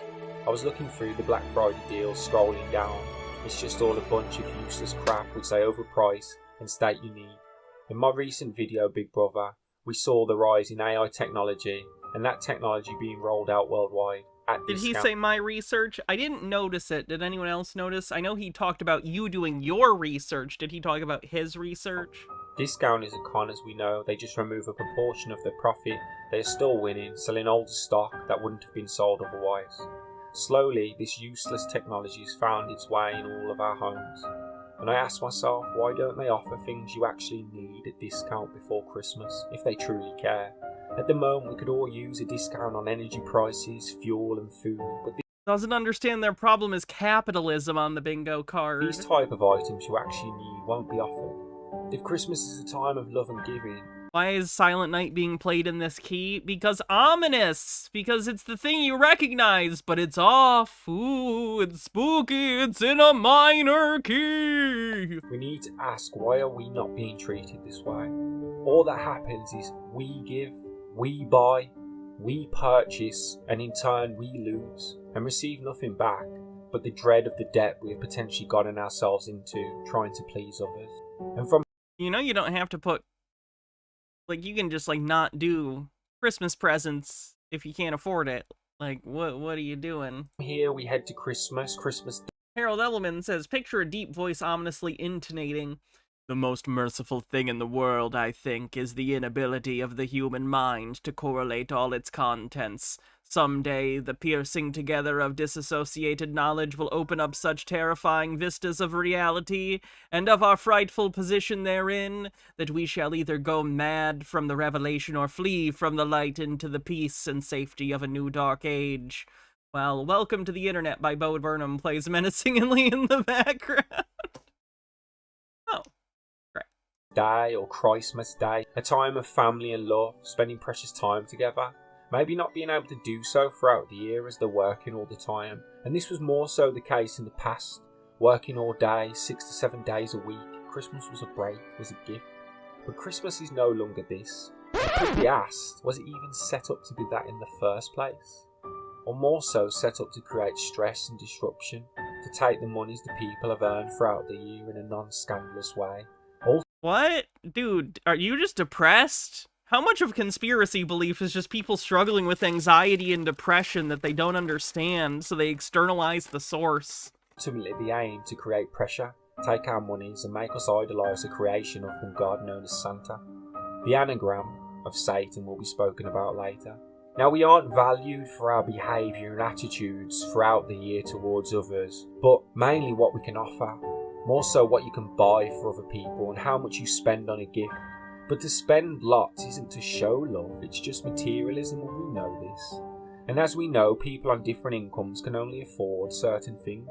So if a kid wants a PS5 and his mom can't afford it, it will create pressure and stresses in that mother, and anger and frustration in the boy, leading him potentially to hate his mom for not getting him a PS5, or because his mates have one and society says he should have one.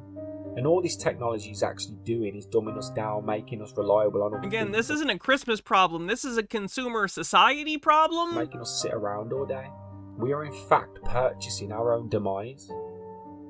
We are long past explaining to kids that money and gifts don't matter, because in their world, in the schools and on the streets, it does. Often picked on for not having the latest items, and all this plays hand in hand. They literally force you to buy to stop your child being picked on or bullied. I remember my nan and granddad telling me they got an orange or an apple, maybe a banana and a lump of coal for Christmas, and these aren't jokes. This was reality. And my nan and granddad appreciated that bit of fruit they had. They would have never demanded more like the children of today. But again, this is society's fault, not the child's fault, not even the parents' fault. It's learned behaviour. Looking at the actual event of Christmas and Santa, the origins are mixed and there's not much actually known about Santa. A lot is myth and story, seemingly loosely based on a real person. And there seems to be two sides of Santa, maybe an ego and an alter ego, or the truth and the narrative. We seem to get two people merged into one that rewards young children and the other that punishes young children. The main things before we start for me, Santa is an anagram of Satan. He wears a red suit, he flies through the air, he loves children and comes down the chimney. When does Satan, is he going to say Satan fly? Satan does not have the power of flight. That is not in his repertoire. Us knowing the chimney is where the fire is placed, reminding us of hell. All these aspects of Santa are related to Satan, whether we like it or not, which we will go into in depth later. So although the narrative is nice and the stories of Santa mostly good, this is a clash in perspective. The other side, we have Krampus and other names and stories of an evil Santa that punishes bad children. So it seems a narrative has been placed over the truth yet again. The truth, Santa is a false prophet made for you to worship as the same as God or Jesus, only difference being Santa is Satan. Santa Claus I'm sorry, but the skull imposed over Santa with the hat still visible kind of goes pretty hard. I like that. Down. Can be spelt and read in many ways, but for our purpose we will look at it as Santa's claws, like Satan's claws, or the claws of a lion, the claws of materialism, ultimately making you want, desire, If Satan can't fly, what are the wings for? Satan doesn't have wings! Satan is not typically depicted with wings! I'm not saying there are no depictions of him with wings, it's just not typical. Making you one with the world of materialism, when it's Wait, do you not like donuts? That looks delicious! Clearly stated we need to get away from that to find God. Everything of this world is temptation. They tempt you for you to take. God does not do this, so how can Santa be a version of God or good? It's the opposite, an inversion of the truth. The Bible why is she clearly here? teaches of a powerful, rebellious, subtle, evil being called the devil, Lucifer or Satan. From the Bible we read, and the great dragon was cast out, the old serpent called the devil and Satan, which deceived the old world. He was cast out into the earth, and his angels were cast out with him. Revelation 12:9. But why are kids here at Christmas? Well, the most vulnerable and least resistant children. It is no accident that Jesus warned several times against harming or offending these little ones. Someone says, I find it a bit weird that seemingly none of these people go into the Slavic Father Frost element of the modern Santa figure. Not a thing you hear about in the US, I guess. I've never heard about that.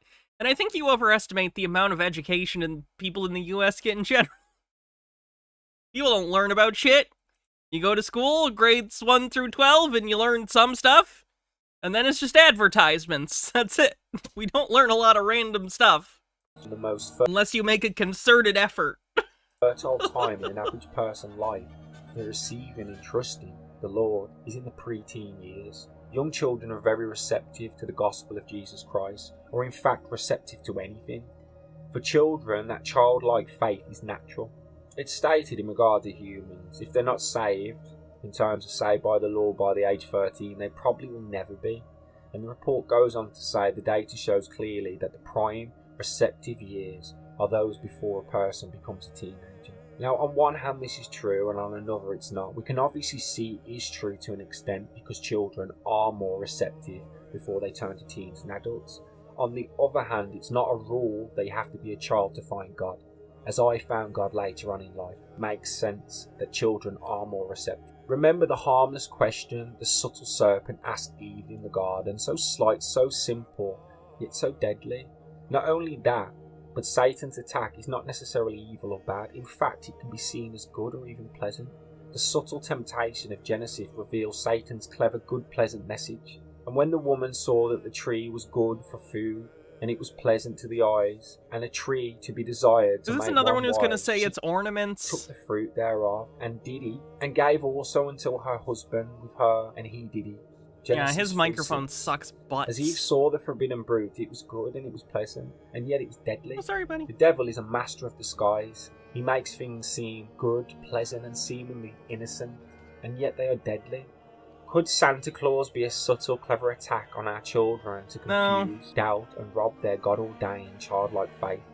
Satan knows if he can somehow get that child through those fruitful... Have I seen Santa's Sleigh? No, I want to watch it, because as a kid it was a movie I really wanted to watch. I saw it at the video store, like the cover, and ah! Sorry, the baby under the table attacked my foot. What was I saying? Oh, I saw it at the video store as a kid and wanted to rent it, but I couldn't, because it's like an R-rated movie and I was a kid. So someday I want to watch it. Early years, without trusting or tasting God, his goal of eternal damnation increases substantially. Santa's history. According to legend, Santa began as a 4th century Catholic bishop named Saint Nicholas. Next, according to legend, Santa magically appears in the Netherlands around the 17th century. During this time, Sinterklaas was born. Dutch children began the tradition of placing their shoes by the fireplace on the 5th of December. The next morning, the Dutch children would await gifts and goodies that had been left in their shoes by Sinterklaas. Just like On today, YouTube? Santa Good to know. miraculously travelled from housetop to housetop. In 16... Have I seen Hot Frosty? No, I'm aware of it, but I've not seen it. 1626, Searching for the American Dream, Dutch The movie where a snowman comes to life, but he's like hot or something. settlers sailed from the Netherlands and established a Dutch colony called New Amsterdam, today called New York in America. The Dutch colonists quickly settled into America. Okay, I'm gonna move on again. Sorry, his mic is just bothering me. Dark origins of Satan Claus and pagan traditions. Satan Claus and his evil elves. We are at that time again when people start celebrating the dark side of paganism. Pagan season officially starts off with Halloween.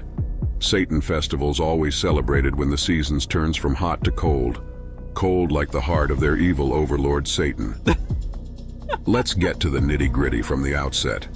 How did Christmas and all of its dark magic festival was created? I can go back to the times of the winter solstice and how the pagan worshippers combined a false birthday of the Messiah and Saturnalia. The Mashiach Messiah, the Holy Son of Yahweh, was not ever born in the winter. Jesus Christ, the anti-Mashiach, on the other hand, may have been born on this day. Could have been written. It's definitely read by AI. Jesus probably written by AI. Jesus or Tammuz was born on December 25th. The pagans always observe various gods. Pagan Elohim's gods are deities from polytheistic religions that are not considered the one true God in Abrahamic religions.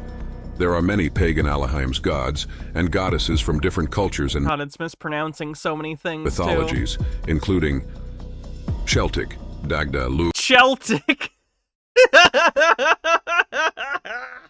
Cernunos, Herne, Morrigan, Danu, Brigid, Ceridwen. Greek, Zeus, Poseidon, Hades, Artemis, Uranus, Gaia, Hera, Aphrodite, Athena. Roman, Jupiter, Neptune, Bacchus, Junos, Minerva, Venus, Diana.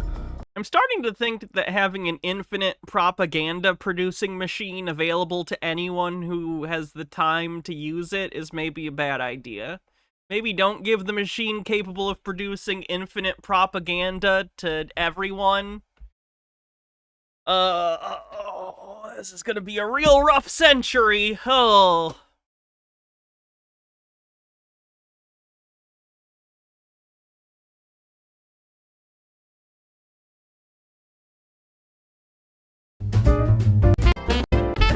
debunking every time.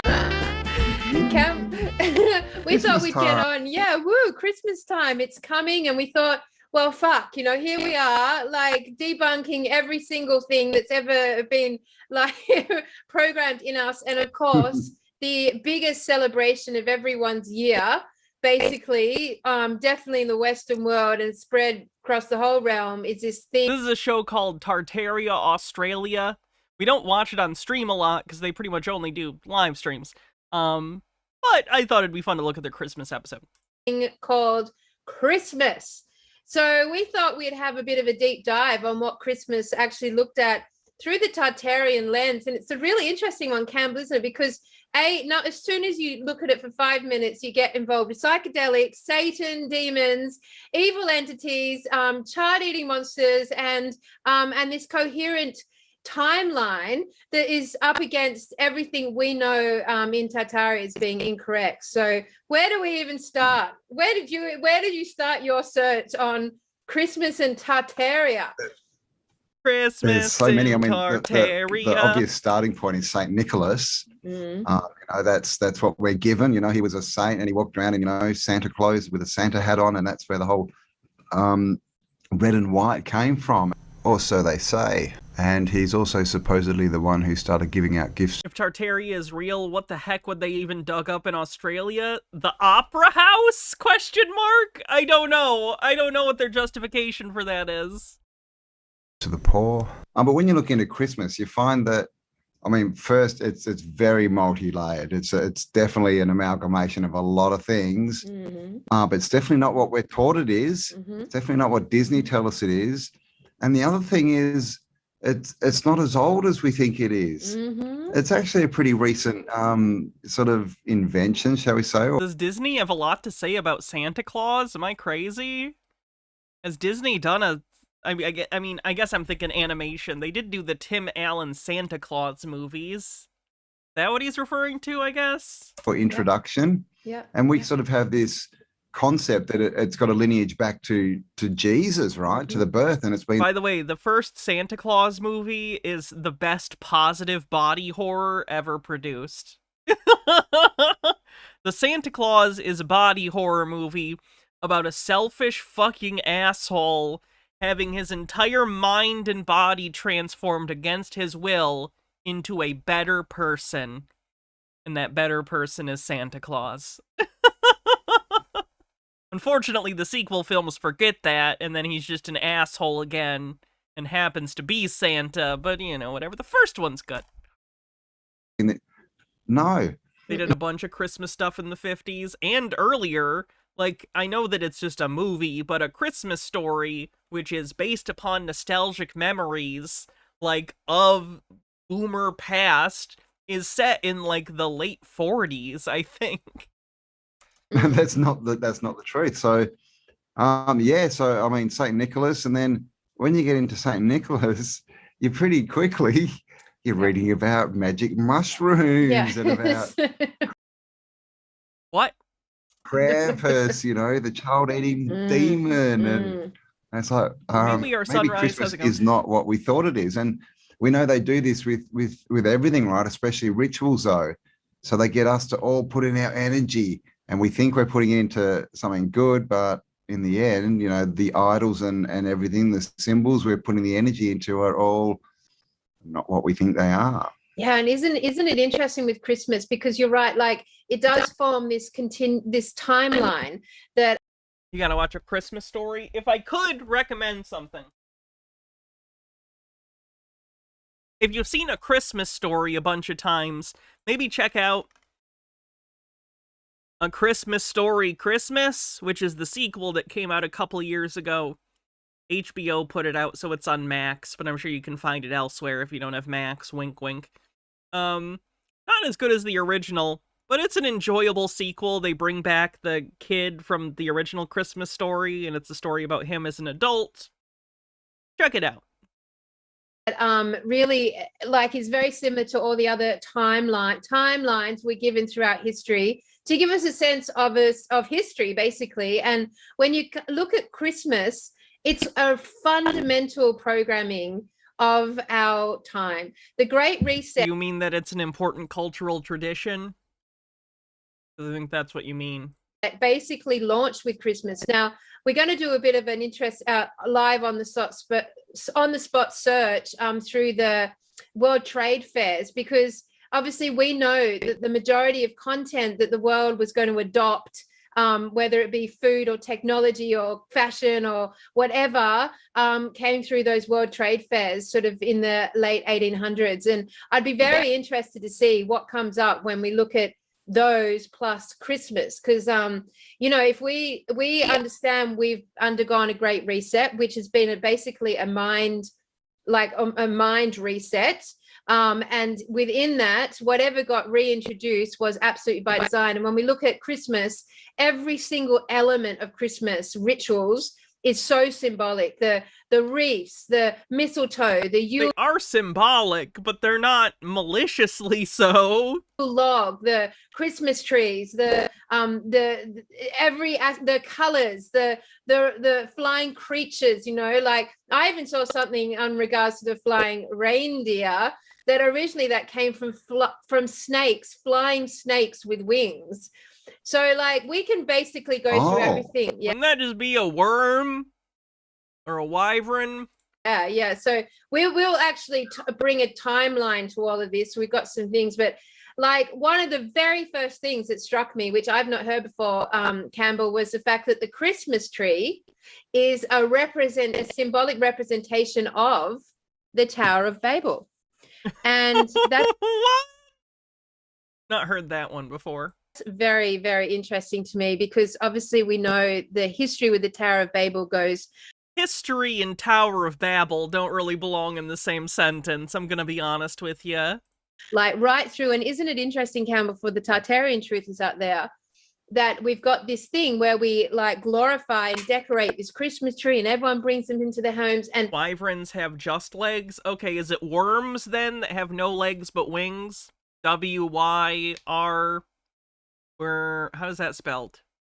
We now know there's some mythical creature that's like a dragon, but it has no legs. I think. Oh, that the Nephilim were the giant trees, or we think that the Nephilim were the giant trees, and that our realm got reset with the fall of those giant trees when they were cut down. So it's this mountain is a giant tree on the bingo card. Tartaria on the bingo card. Very interesting that they have bought W-I-R-M. Thank you. In the Christmas tree as a symbol for this ritualistic event every year. Yeah, the fall of Babel. And of course, that's kind of the tradition, isn't it? People go out and they cut down a tree. Yep. They don't grow a tree for it, and they go on there. Yep.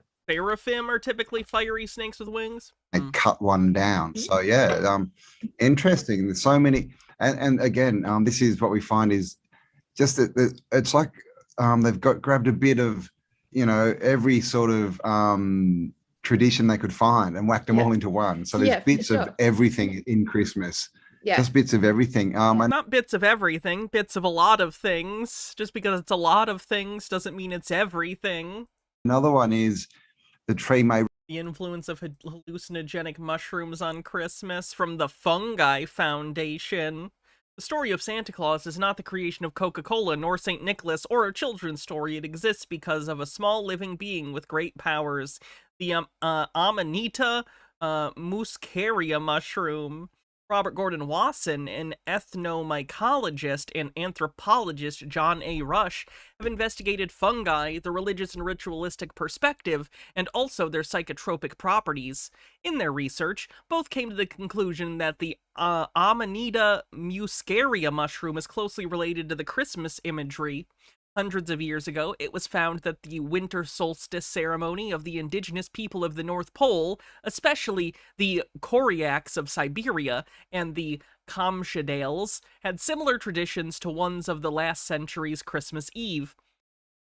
Hi, buddy. In the ancestral communities of the Arctic, the winter solstice, which occurs on December 21st, was a ceremonial and festival date. Rituals were conducted that were guided by shamans who collected Amanita muscaria mushroom, also called fly agaric, which has powerful hallucinogenic properties.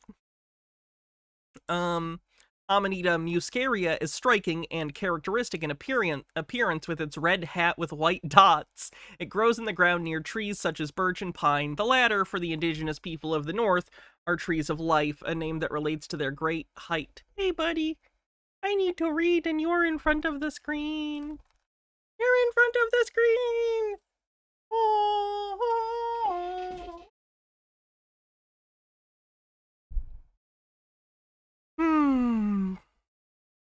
Let's see.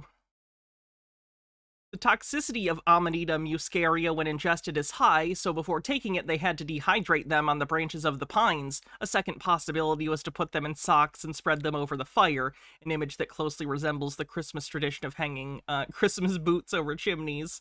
Additionally, the reindeer were of great help in reducing the toxicity of the mushrooms since they can eat Amanita muscaria without suffering the effects of its venom. Thus, the urine of the animals was used since they had already filtered the harmful components of the mushroom but still maintained its hallucinogenic effects. I'd like to think Christmas is all a bunch about people getting high. That'd be fun. Represent the tree of life, right? In the Feels like a stretch. I don't disagree. center of the earth, holding up the dome, all that kind of stuff, and the star is Polaris. And of course, you know, all of these could be true, or at least partly true. You know, this is a thing. It's a big. It's not a Christian festival. Let's put it that way. And it's interesting because we either have the star at the top or we have an angel. Hello. The angels at the top of the giant trees. And isn't it interesting with the Tower of Babel, how it's an allusion to the Star of Bethlehem, or at minimum, the Gabriel coming to tell Mary that she's gonna have a son, Emmanuel. Like it goes around like this, exactly like the tinsel we put. These colored golden tinsel wrapped around the tree just looks exactly, and lights exactly like the pathways up to the Tower of Babel. I find that fascinating. That's a stretch. We've got to take it down. It's got to fall. So. Oh my God. So we're literally reenacting. We're reenacting every single year the Great Reset. The cutting down of the trees, the fallen angels, the like, you know, celebrating the cutting down of the tree, and then the like tearing it all down every year and then recreating it every year forward. Like we are in a ritual event with Christmas, everyone. Oh my God, it gets a bit trippy when you get into it. This FYI, we don't mean to destroy or ruin your family Christmas right now. We acknowledge that this is one of the biggest deceptions and illusions and programs known to our realm, and that is the case. But it doesn't take away from the fact that families and friends have taken this ritual celebration in innocence and come together in the spirit of love and generosity. That's all it is. It's not the other stuff you're talking about. You're imagining a bunch of nefarious bullshit that is not a part of it. And family time. So like just to separate those two elements, because the stuff you're talking about isn't real. Of course, organic consciousness is going to take the best out of a shitty situation, right? But we're here to talk about the programming, so... I prefer GMO consciousness. Buckle in. Yeah. Exactly, yeah. And this is the thing. It started off as that, right? It started off as just, you know, family gatherings and having a meal together and spending time. And so all the stuff we're going to talk about is all... Aussies partaking in reindeer piss. It's certainly possible. They have mushrooms all in their background, so it wouldn't surprise me. And also, that's not just for this video. I'm pretty sure I've seen their other stuff that has also included mushrooms. So I get the vibe that they're into hallucinogenics, which there's nothing inherently wrong with that. I've taken hallucinogenics. But if you're a conspiracy theorist and think your hallucinations are insights instead of recognizing it's a drug trip, that's a problem. The crap they've put on top to distract us from what we're actually supposed to be doing, which is just connecting and spending time with each other. Exactly. So I thought we might just dive in. I've got a few clips lined up that I thought I'll just play and we can talk about. And the very first one was about sort of where this concept of Saint Nick came from. And then I've got one grueling one about the elves and Krampus, which is pretty freaky. I mean, I always, you know, I watched last year with our 9-year-old, I watched Polar Express.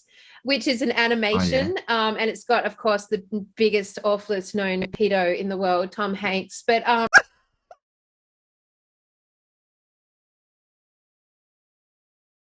to be clear, there have never been any accusations of that against Tom Hanks. That's a QAnon belief. That's like a Pizzagate QAnon belief that they think Tom Hanks is into that kind of thing. We have no reason to believe that of Tom Hanks. If anyone had a heart attack suddenly to be like, did I not hear something about Tom Hanks? No, that's a conspiracy thing.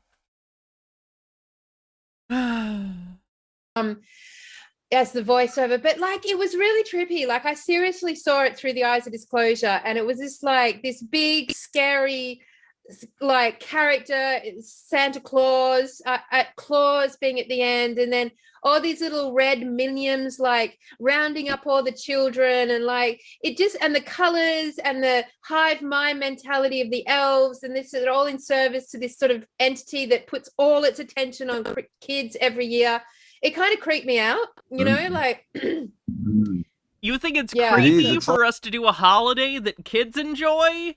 I'm telling you, some of these people, like, are so, like, imagine that you are so paranoid about pedophilia that anything involving children makes you think about pedophilia. That's how fucked up some of these people are in the head. That just the concept of children being involved in any scenario evokes to them thoughts of pedophilia. It's incredibly fucked up. Like a lot of things, you know, I mean, it's like with every single What, Disney... kids like Christmas? Kids like, you know, the kids involved in pedophilia? Like, what the fuck are you talking about? Please seek therapy. This is a problem. Movie ever made.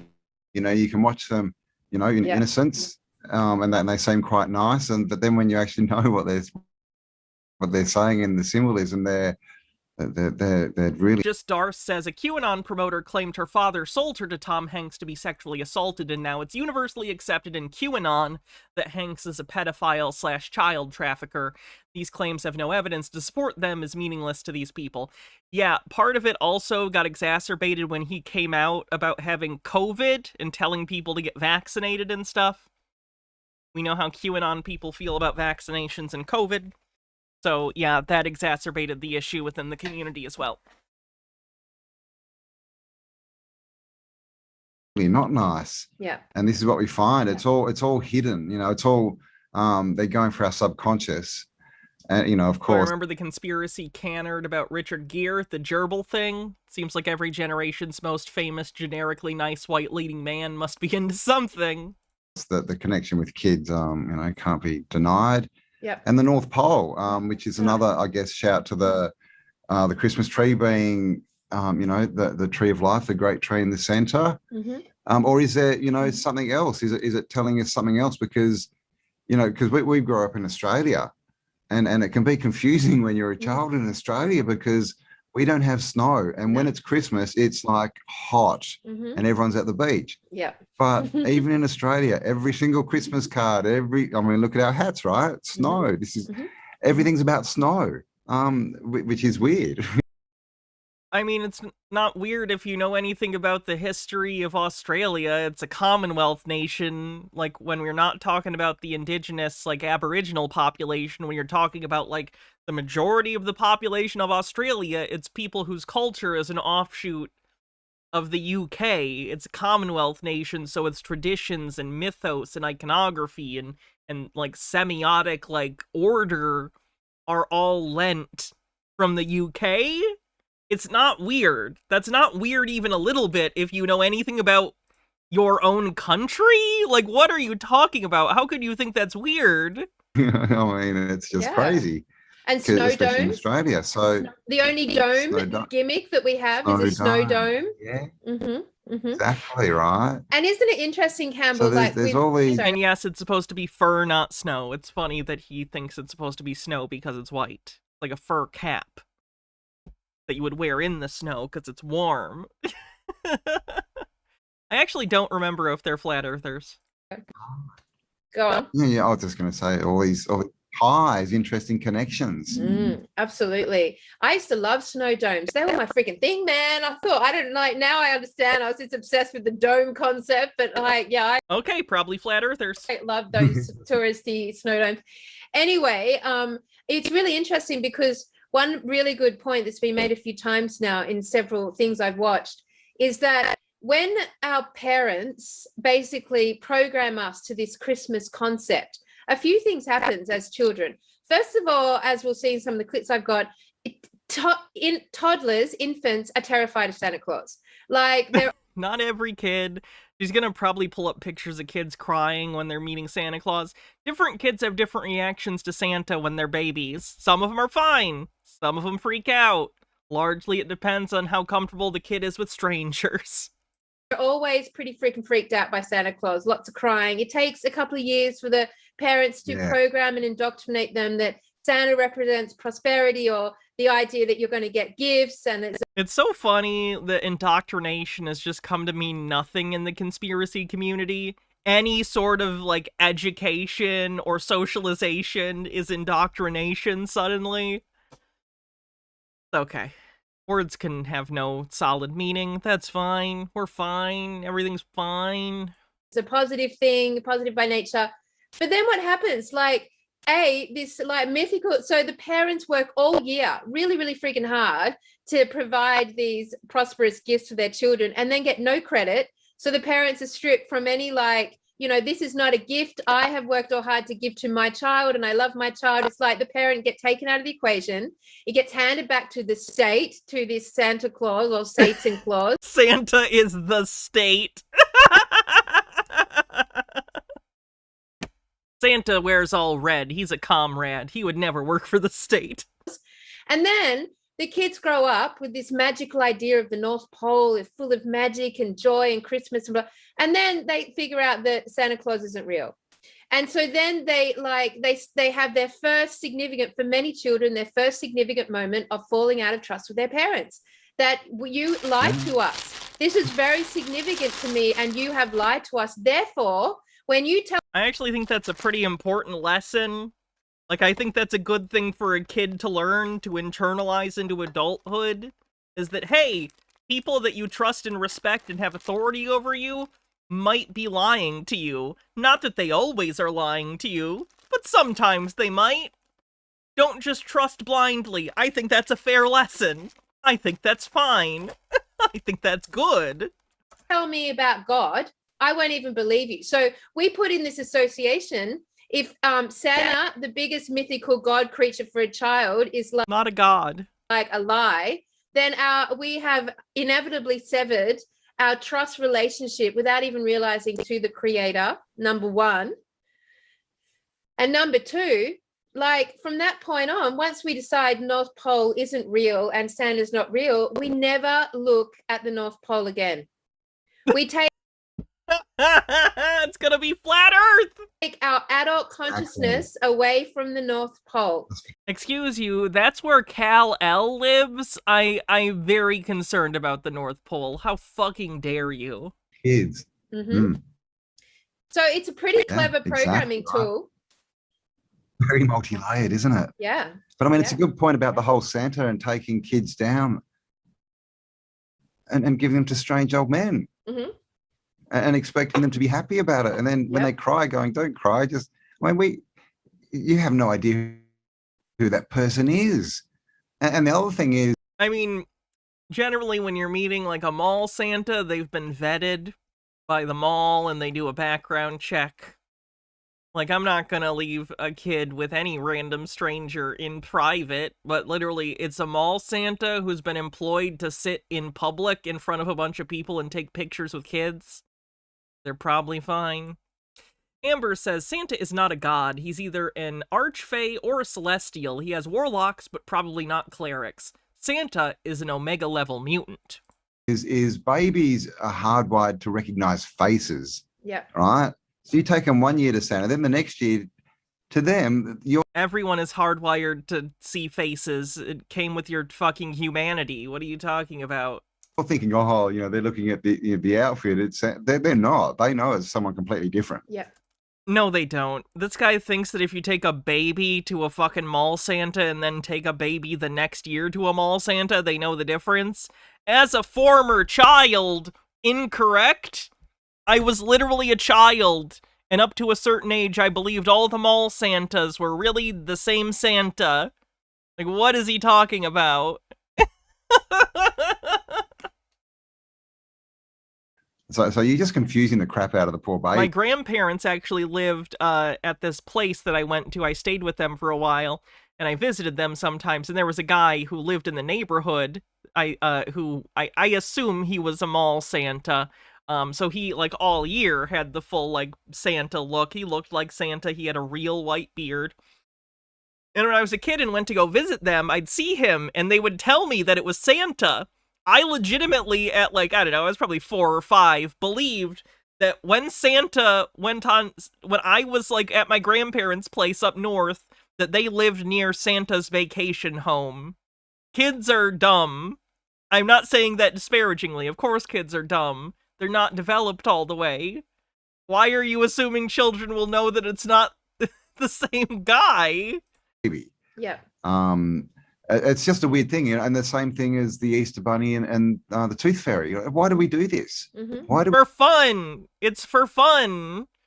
Humans are all about storytelling and mythology. It's like our key feature as a species is our ability to symbolize things and tell stories using those symbols. It's our whole goddamn thing. we lie to our children and then not tell them the actual truth? Yeah. I mean, it's crazy. It just is. shows you how and this is a question we all sort of go through at some point, is what is all this crap? Why? And I guess the thing is we need to all hit that point and go, well, I'm not going to take it forward. Yeah, my parents went through it. They didn't know. I'm going to start doing something different. Let's make it more about time and you know, or going and spending time, you know, having a holiday every year or whatever. Yeah. You know, be the one to break that habit. I mean, Campbell, all this stuff, it can't be part of the new earth. No, absolutely not. This is all gimmicky, ritualistic delusion and rubbish. So the other interesting thing is that, you know, the way that we've just on the topic of skewing the trust issue between Santa and the creator. So like, you probably never thought about this, but like, think about how the creator or God, this mythical westernized God version has been represented. It's very similar to Santa. This very tall, big, old fatherly figure with you know, quite often with a big white beard and white hair, and, you know, this like this archetype of that wise old man. I love that quote, Nemesaur. I love that whole section. Is how we've... Where, like, the Hog Father is explaining, you know, lies to children, and, you know, you take the universe and you ground it down, there wouldn't be a single particle of justice. Pitched God. Good shit. And how we've pitched Santa. And they both mirror each other, except one's dressed in red, one's dressed in white, and we've got this notion that they basically are entwined in the same sort of ritual. Like Christmas to the Christians is a God ritual, although many now are seeing through that and are like rejecting it strongly. But you know, we celebrate Christmas because it's meant to be the birth of Jesus, of Christ. And yet, like even in the Bible, it says that Christ was not born in winter, he was born in summer. And of course, where he was born, so the story around it being a Christian celebration and then a Santified. It's a Christian celebration when Christians celebrate it as a celebration of the birth of their deity. That's how it works. It's whatever you decide it is and you're doing. What are you talking about? Christmas celebration is all become one and the same. So yeah, you lie to your kids about Christmas. You Big Dick Energy, thanks for 23 months, says ads be gone. You basically give them a massive trust issue about God at the same time. So damn. That shouldn't be an issue. If God was real, a trust issue shouldn't be an issue, because you should be able to go, oh, you have trust issues? Well, here's evidence God is real, so that's fine. Like, if your concept of your religious deity doesn't hold up to the barest minimum of questioning it, that's a you problem. What do they both do, right? Right? What does God and Santa both do? They're both based on judgment and fear, right? They both judge you, right? Santa, he judges the good kids and the bad kids. He's going to find out who's naughty and nice. Yep. And so that also puts the kids in fear. Oh, have I been good enough? It's exactly the same as religion. God. Oh, have I been good enough? Have I? It's exactly right. That's a great comparison. They're so. It's the same thing. And then we get, a good question is, who is this God then? Yes. I mean, and plus they all live in their mythical realms. So the mythical heaven, the realms up high, and the mythical North Pole, the white realms beyond. Like both have this mythical quality, both entwine in the notion of doing miracles. Hello, going around the whole world with present down all the chimneys. Versus like the miracles of the God that we've been sold. Like there's so many comparisons, but look, I was going to start on a lesser, I'm just going to go straight to the intensest clip that I found on this topic. I'm just going to play it. I don't think they necessarily believe in the Abrahamic God. They believe in a creator. This is more of a thing that's been happening in certain conspiracy circles where they're questioning everything to the point that they don't even necessarily believe that what the church told them is correct. Now, they still believe in a God. They still believe in a creator, and usually it still has aspects that are most similar to the Abrahamic God, but they will be a little vague about it because they don't want to necessarily trust what they've been told without recognizing they still hold on to a lot of the characterization, not understanding that, like, you're kind of having it both ways. You're still believing in the thing, but you're just taking the label off. It goes for a few minutes, but let's just check it out and see what we have here. So I'm going to screen share and let's do some deep diving. Alrighty. The deities Baal and Tammuz were worshipped by the ancient Moabites under the names Chemosh and Molech. We see that the names changed, but the worship remained identical. The ancient Moabites would celebrate a public child mass, a public child sacrifice during the winter solstice during December 25th. Building up to this most anticipated time of year, all the parents would compile long wish lists that they would like to see in the next. I'm skipping up to the next part where they're talking because they're just watching someone else. It's actually not. Yeah. For 1840, what is it, 3? Christmas Carol was put out. Yeah. And this they're going to talk about A Christmas Carol. The thing we see with a lot of authors, so-called authors, and who knows if it's an author or a collection. So-called author Charles Dickens. Fucking what? What the Dickens is he talking about? But a lot came from London, and they put out all these books explaining exactly what life was. They were just sort of describing, the life in that time and pretty much giving the script, right? And along with that came Christmas. So do we want to jump into that first, or do we want to jump into the look, I mean, the mushrooms that are in the background? Charles Dickens is a really interesting one because obviously I was looking at him because obviously A Christmas Carol is probably the most famous Christmas story or famous Christmas movie from today's era. Like basically it was the biggest and like most. I like that she said movie singular.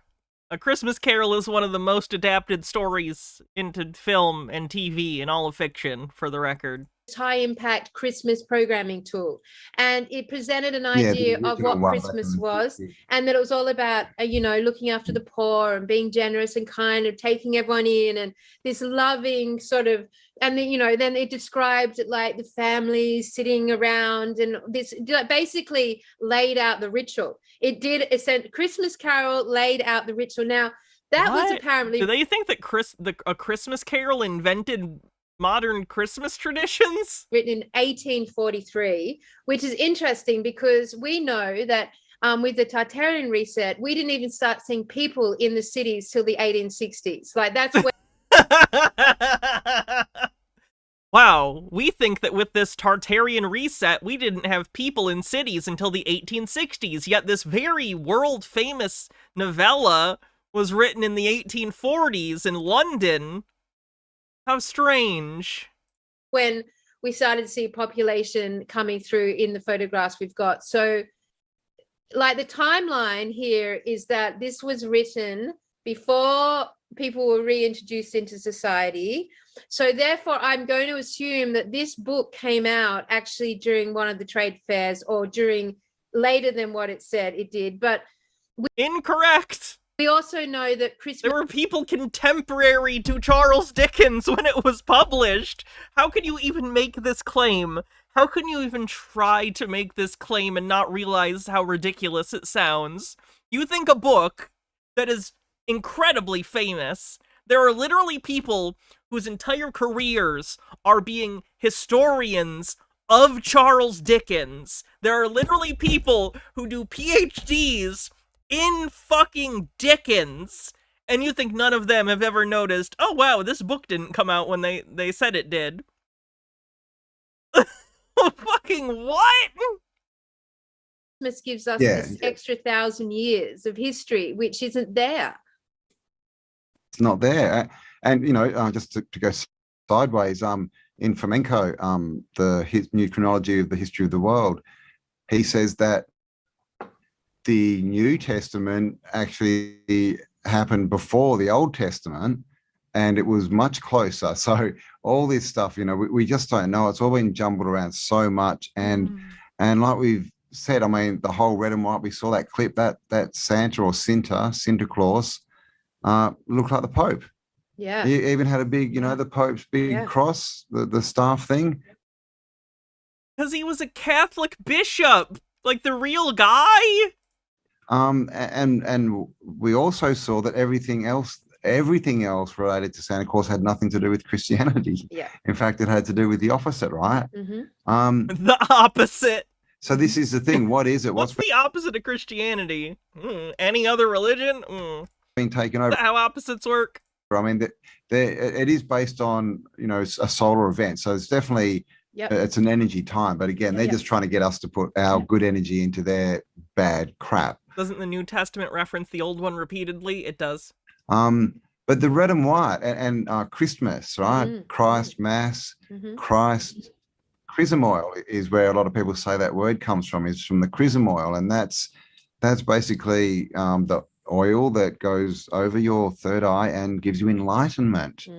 Much like maybe certain mushrooms might do, shall we say. So obviously the red and white, we all know, oh gosh, how do you, I've got There's nothing more insufferable than someone who takes hallucinogenic drugs and it becomes their whole fucking personality. the name of those Don't be that guy.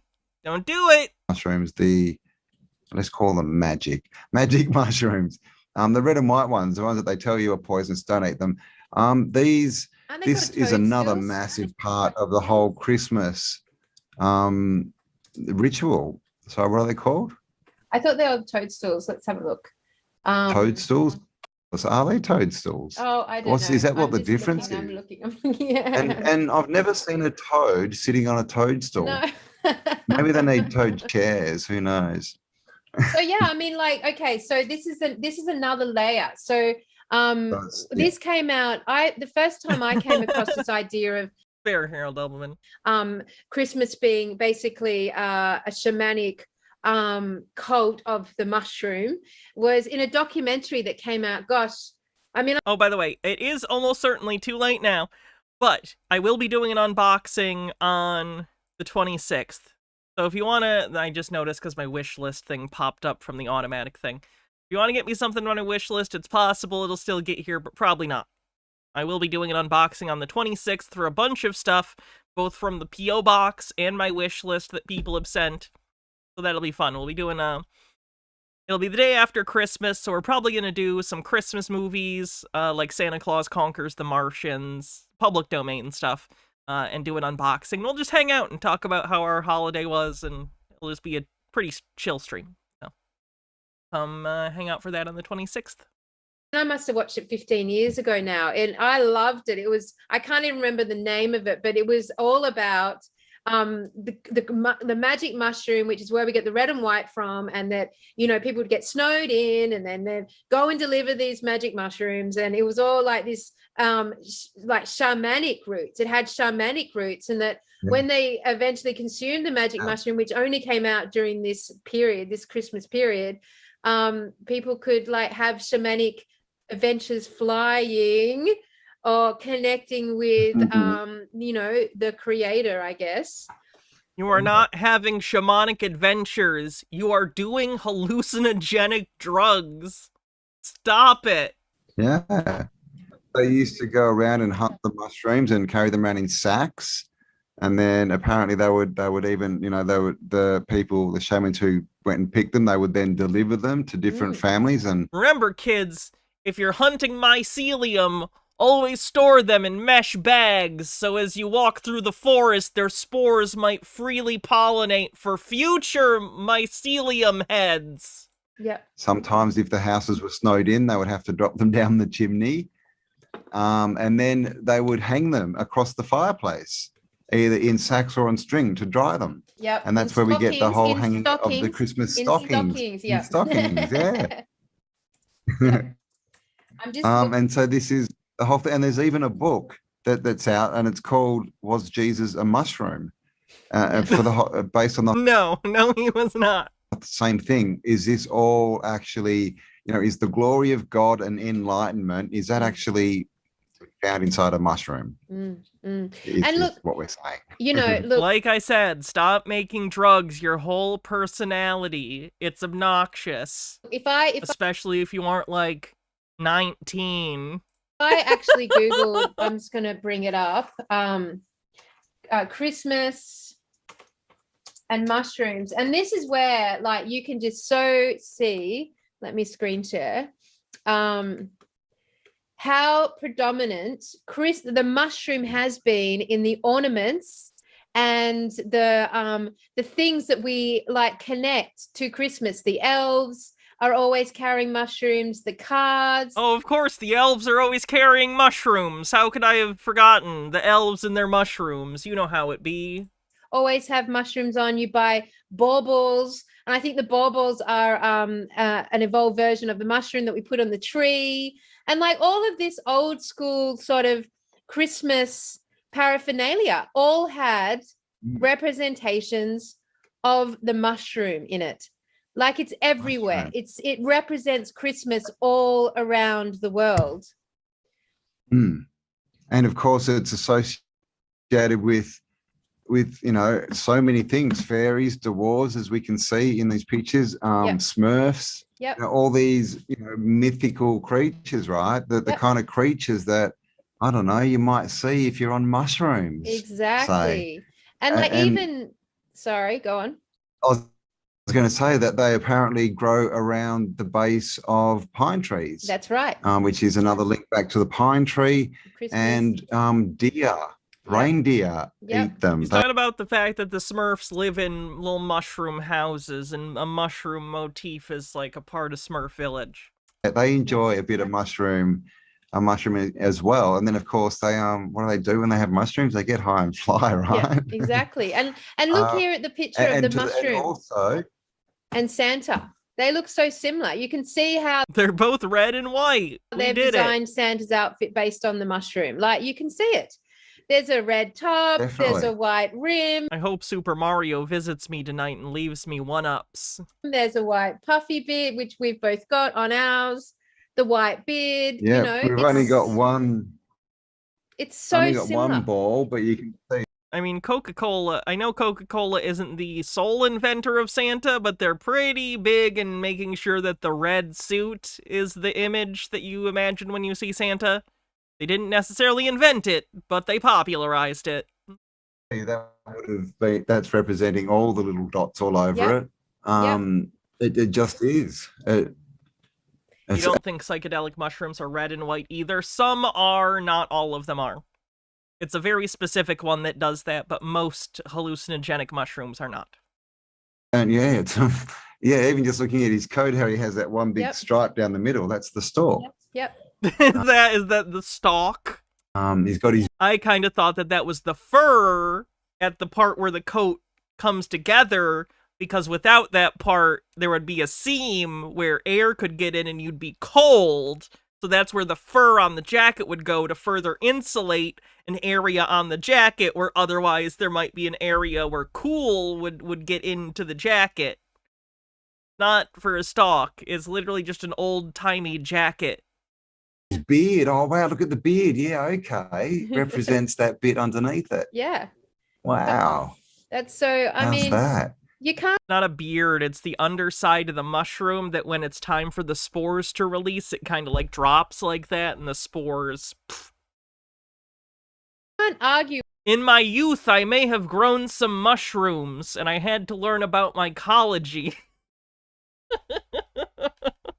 With the... Dillis Filler says, tired of chilly breezes, introducing fur. It's weather stripping for your jacket. The relationship that's being formed here with Symbology, the Santa yeah. Also, don't grow mushrooms in your house, even in a container. The smell will haunt you for all of eternity. Yeah.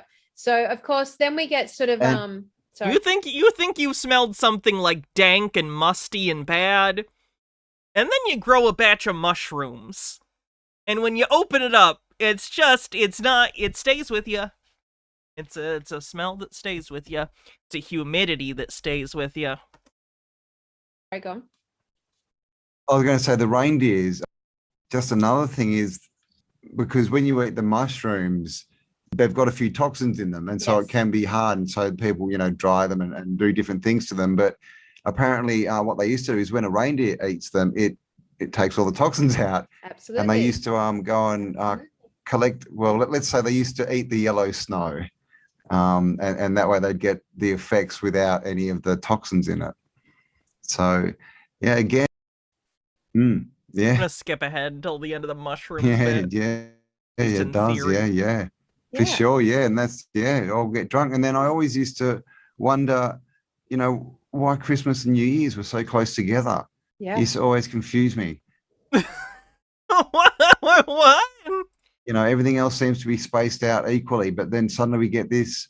And of course, my mother's birthday is on the 29th. So for me, it was like boom, boom, boom. Ray says, I have a simulator experience, but with a not small amount of rotten meat. Oh, similar experience. Oh. Yep.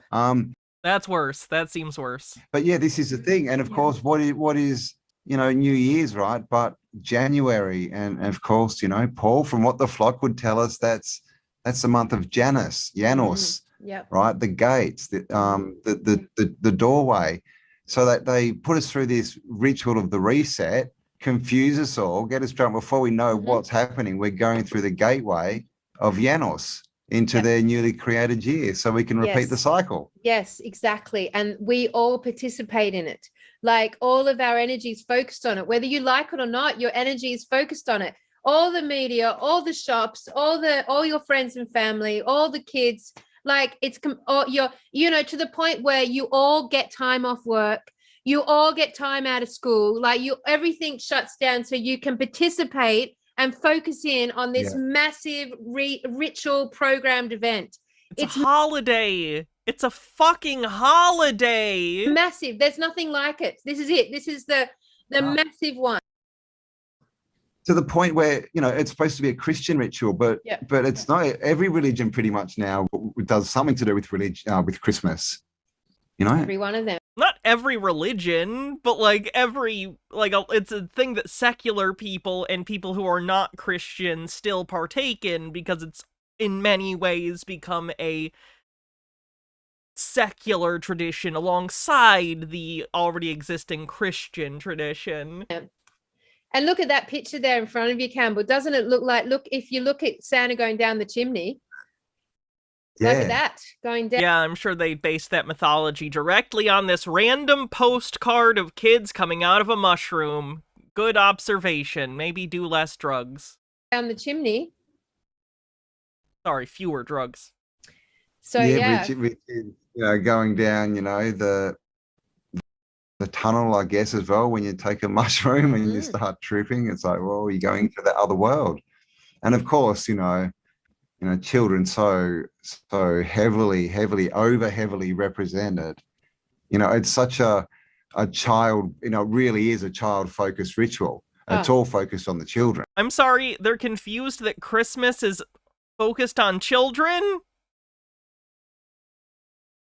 Why? It's a holiday that children enjoy a lot because they receive gifts, and also it's like if you do the Santa thing, it's a magical time of year for that reason. Like family comes together. Like, why are you, what? Yes. Right? All of it. Yes. It's all do it for the children, do it for the children, do it for the children until they realize it's all bullshit. And then they can become one of us and do it for other children. Yeah, and that's fun. There's fun in being the kid, experience the magic, and there's a different kind of fun in being one of the adults in the room who gets to create that magic for the kids. Like, I don't have kids, I don't want kids, But I still see, when you see kids at Christmas and they're involved in, like, the magic of it, and you can see how much they're into it, that's great, that's a beautiful thing. That's not bad. Why would that be bad? Jesus. It's so cynical. Like, I think I'm a cynical person, but them. Yeah, it feeds off their innocence. It doesn't feed off it. What are you talking about? It plays into it. It allows that to, like, be a thing and lets them enjoy a magical, like, mythological experience for a part in their youth, and then they grow out of it and they learn the truth, and then they get to be the other side of it. Like, what's the issue? Their innocence becomes a massive battery, and that makes sense, right? Like, we now know, thanks to last year's work, that like they have had a massive human trafficking for the last 300 years. Like they feed off the innocence of children. Literally, they feed. Okay, so this is more QAnon adjacent stuff. Off it, literally, and sounds like we're getting real close to adrenochrome. And then we've got Christmas, where again it's feeding off that innocence of children, that loosh of innocence of children. Loosh, oh, they're the energy people. They believe in loosh, not adrenochrome. And then until the child has like seen through the fact that it's not real, it's just a fairy tale, and then dismiss God. Basically, I really feel like that's what they just dismiss God. Most children who are like raised Christian do not become atheists because of Santa. And then they just like robotic through, and then they basically do the same for their kids and like replicate it if you want. Their kids and their kids and their kids. No one can make you do Santa for your kids. You can do whatever you want. And we see that at Christmas time, Phyllis Filler says something tells me they don't mean the transatlantic slave trade. Oof. We've got all sorts of mythical characters. So if they're anything like Hans Wormhat, they might not even think that's real. We bring in. We're gonna have to add Loosh to the bingo. Yeah, that's gonna be on the re-update of bingo, probably. We bring in like the mushrooms, and so today we'll bring in the alcohol. We bring in like elves and dwarfs and talking reindeer and all these little mythical creatures, which is like the gateway. Snowman. They don't usually within the mythos actually talk. They do in like the Rankin Bass specials and other stuff, but I don't think that it's ever implied that they talk like in quote real life. Like, let's say you're a kid and you think reindeer are real, like the magic reindeer. Obviously normal reindeer are real. I mean, like Santa's reindeer, I don't think you're meant to see the Rankin Bass special as a kid and think Rudolph talks. It's like even within the mythology of Christmas, there's a further fictionalization of the mythology in which the reindeer talk. At least when I was a kid, that's how I took it. I didn't think like Santa's reindeer talked. I just thought, like, in a lot of kids' movies, you make the animals talk because it's entertaining for kids. So I assumed Rudolph was, like, a real reindeer, but I didn't watch the Rankin Bass special and assume, like, he talked. I just thought it was, a kid's story about that reindeer that was magical, but was fictionalized with him talking. Does that make sense? Kid logic, I don't know. The snowman, that's right. And this notion of, and it's got this real nostalgic energetic, because then we have ritual music. don't we? Like Christmas carols are ritual music. Yeah. We all know them across the world. They all give us a very strong sense that this ritual's coming up. This ritual's coming up. Play the Christmas carols. Play the Christmas carols. Like, you know, we might as well be like, I mean, we could be doing any ritual right now. It's just like programmed friggin' sound waves, programmed frequency bombarding us. Yep. Frequency of what? What are the units? And, you know, like that clip showed us, we don't like it when we're babies. We know it's wrong. And I've always felt it too. That's why I'm not a big Christmas person, because to me, it's always felt off. The energy's off. New t-shirt idea. What are the units? And this is why, because it's not what it's supposed to be. Yep. So yeah, we go and we traumatize the kids, you know, chuck them on these old men's laps, you know, representing, you know, just disgraceful rituals. Yeah. Traumatize them. Yep. And then when we tell children are not generally traumatized by Christmas under normal circumstances. Well, when they find out it's all crap and all lies, they get traumatized again. Except for the girl in Gremlins. But again, that was a very specific situation. Which is kind of part of the programming, right? Yeah. Because then it like puts this fracture in your mind where you don't want to go back. We bury it, you know. We don't want to, you know, really go and visit the mum and dad were lying to us all our lives. Yeah. And so we bury it. And so when it comes our time to do it for our children, we don't go back and think about it. We don't want to go there. We just continue the ritual. We just continue. You don't have to. What do you think? No one puts thought into this. I've seen forum posts where parents discuss, are you doing Santa? And people go back and forth on it. Some people do, some people don't. You don't have to. Do it if you want. Who cares? Continue. We'll just do what was done to us without thinking about it. Because what was done to us? Again, how many people really look back and are mad about the Santa thing? It's a non-zero amount, clearly, but I find that bizarre to be upset about the Santa thing. Really? That's what you're mad about? In this fucking fucked up world, you're mad that they made you experience magic as a child? Go fuck yourself. Yeah. The truth might be it's too painful to go back and think about that, because that's a base of trauma. Yeah, I mean, and you think about it in the classroom, right? You've got like, you know, kids who are like totally believe in Christmas, and then kids that like have like been told it's not real.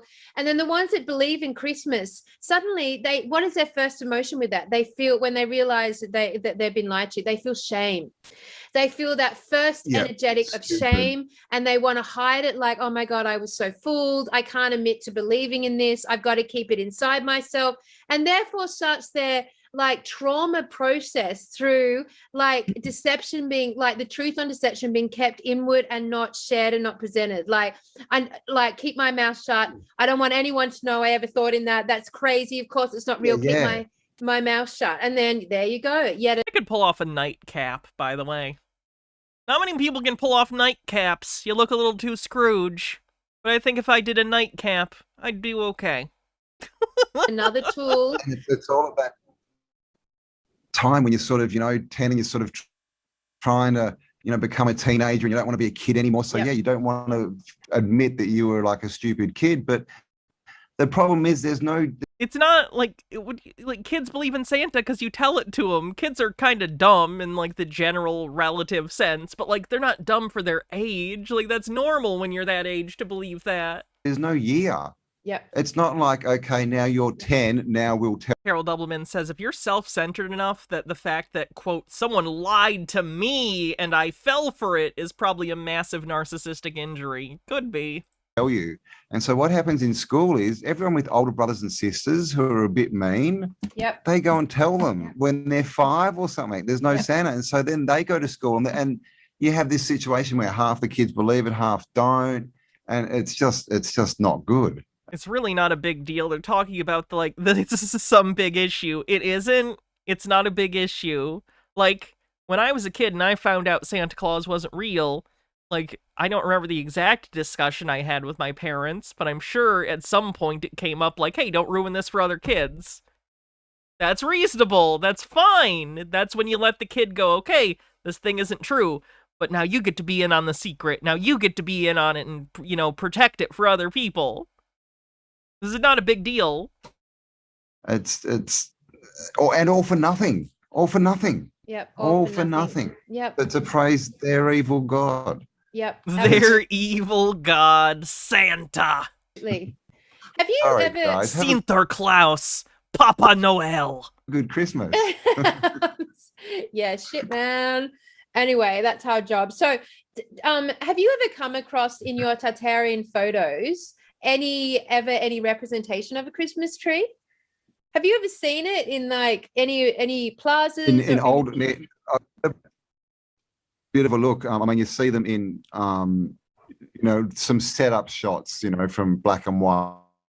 Maybe the late 1800s, early 1900s. But they're all setup shots. They're all like the big tree in the square or Santa doing it. Yes. Do you know where photography was in the late 1800s? But there wasn't a lot of action photography, let's put it that way.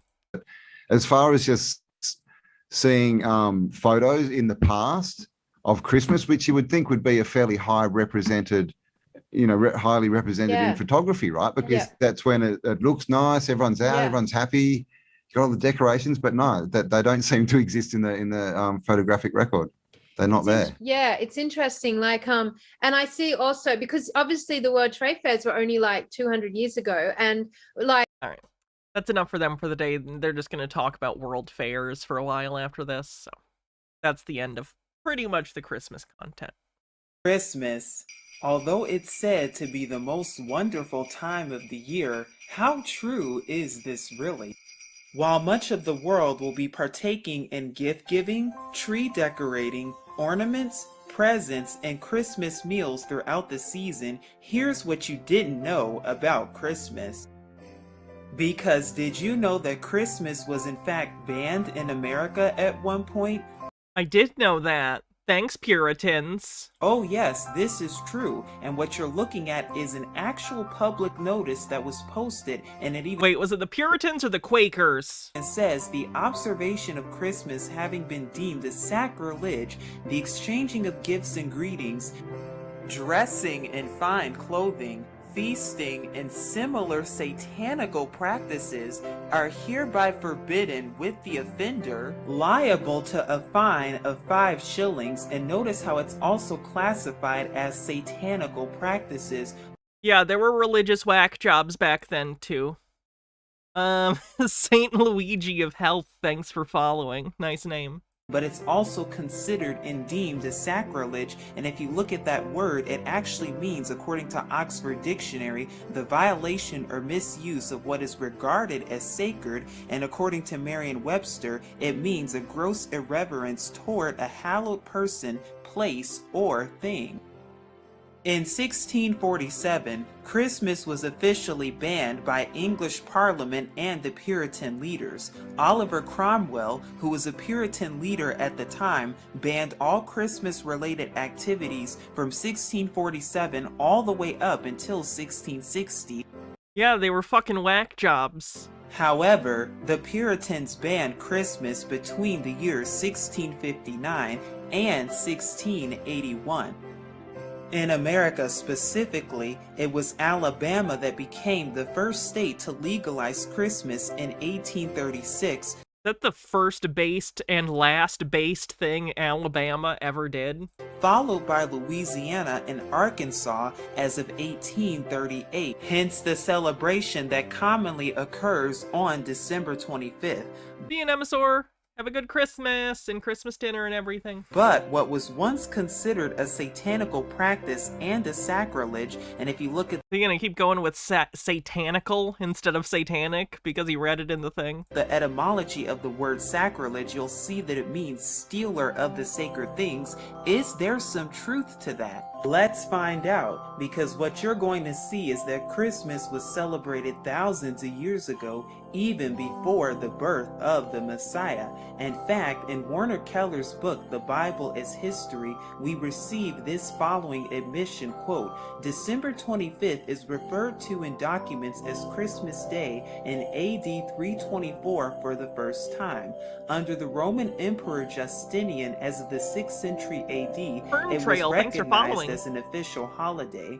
An old Roman festival played a major part in the choice of this particular day. December 25th in ancient ancient Rome was known as the Dies Natali Invictus, which can also be pronounced as the Dies Natali Solis Invicti or Sol Invictus, which He's nuts. also means birth of the unconquered sun, the day of the winter solstice, and at the same time in Rome, the last day of the Saturnalia, which had long since degenerated into a week of he's unironically siding with the Puritans. Bridal carnival. So on December 25th, in ancient Mithraism, this day gave homage to Mithras, the sun idol, who oddly resembles Lady Liberty as... It's not odd! It's not odd! Please look up what symbols mean! Symbols... Oh, God! I'm so tired. You can see with... Didn't we evolve to understand and communicate via symbols? Why are so many people bad at it and understanding it? How have we survived this long? We use symbols all the time. It's key to our fucking civilizations all throughout history. But so many people don't get it? So many people don't get it? They don't even know what we're doing? the halo behind. How old is this video? This video was uploaded last year. But this day, these talking points are old, though. Did not just give homage to Mithras, oh, quite the contraire. Now there was also the ancient Roman festival known as Saturnalia, which was a festival in homage of the sun idol Saturn, originally held on I like that they say sun idol and not sun god. December 17th. Can't call the idol a god. I might go to hell. For a week, with festivities all the way up until December 23rd. Now, during this pagan Roman winter solstice, it was celebrated with the sacrifice at the Temple of Saturn in the Roman Forum, along with a public banquet. But did you also know that during Saturnalia, there was Thank you, Harold Edelman. Also private gift-giving, continual partying, carnival atmospheres that also overturned Roman social norms, and during this time, gambling was also permitted. Gasp. And according to Michael Grant's book, History of Rome, before long the Emperor Aurelian established a massive temple of the unconquerable sun as the central and focal point of the entire religious system of the state of Rome, and the birthday of this pagan deity was to be observed into December 25th and thus transformed into what's commonly known as Christmas. But there was the ancient Roman winter solstice festival, also known as Brumalia, that honored and gave homage to idols such as Saturn and Kronos, as well as Ceres. Christmas doesn't have enough naked dancing in the woods. Alright, I think we're done for the day. We've done a lot. Thank you everyone for hanging out. I hope you have a wonderful Christmas Eve and an even better Christmas.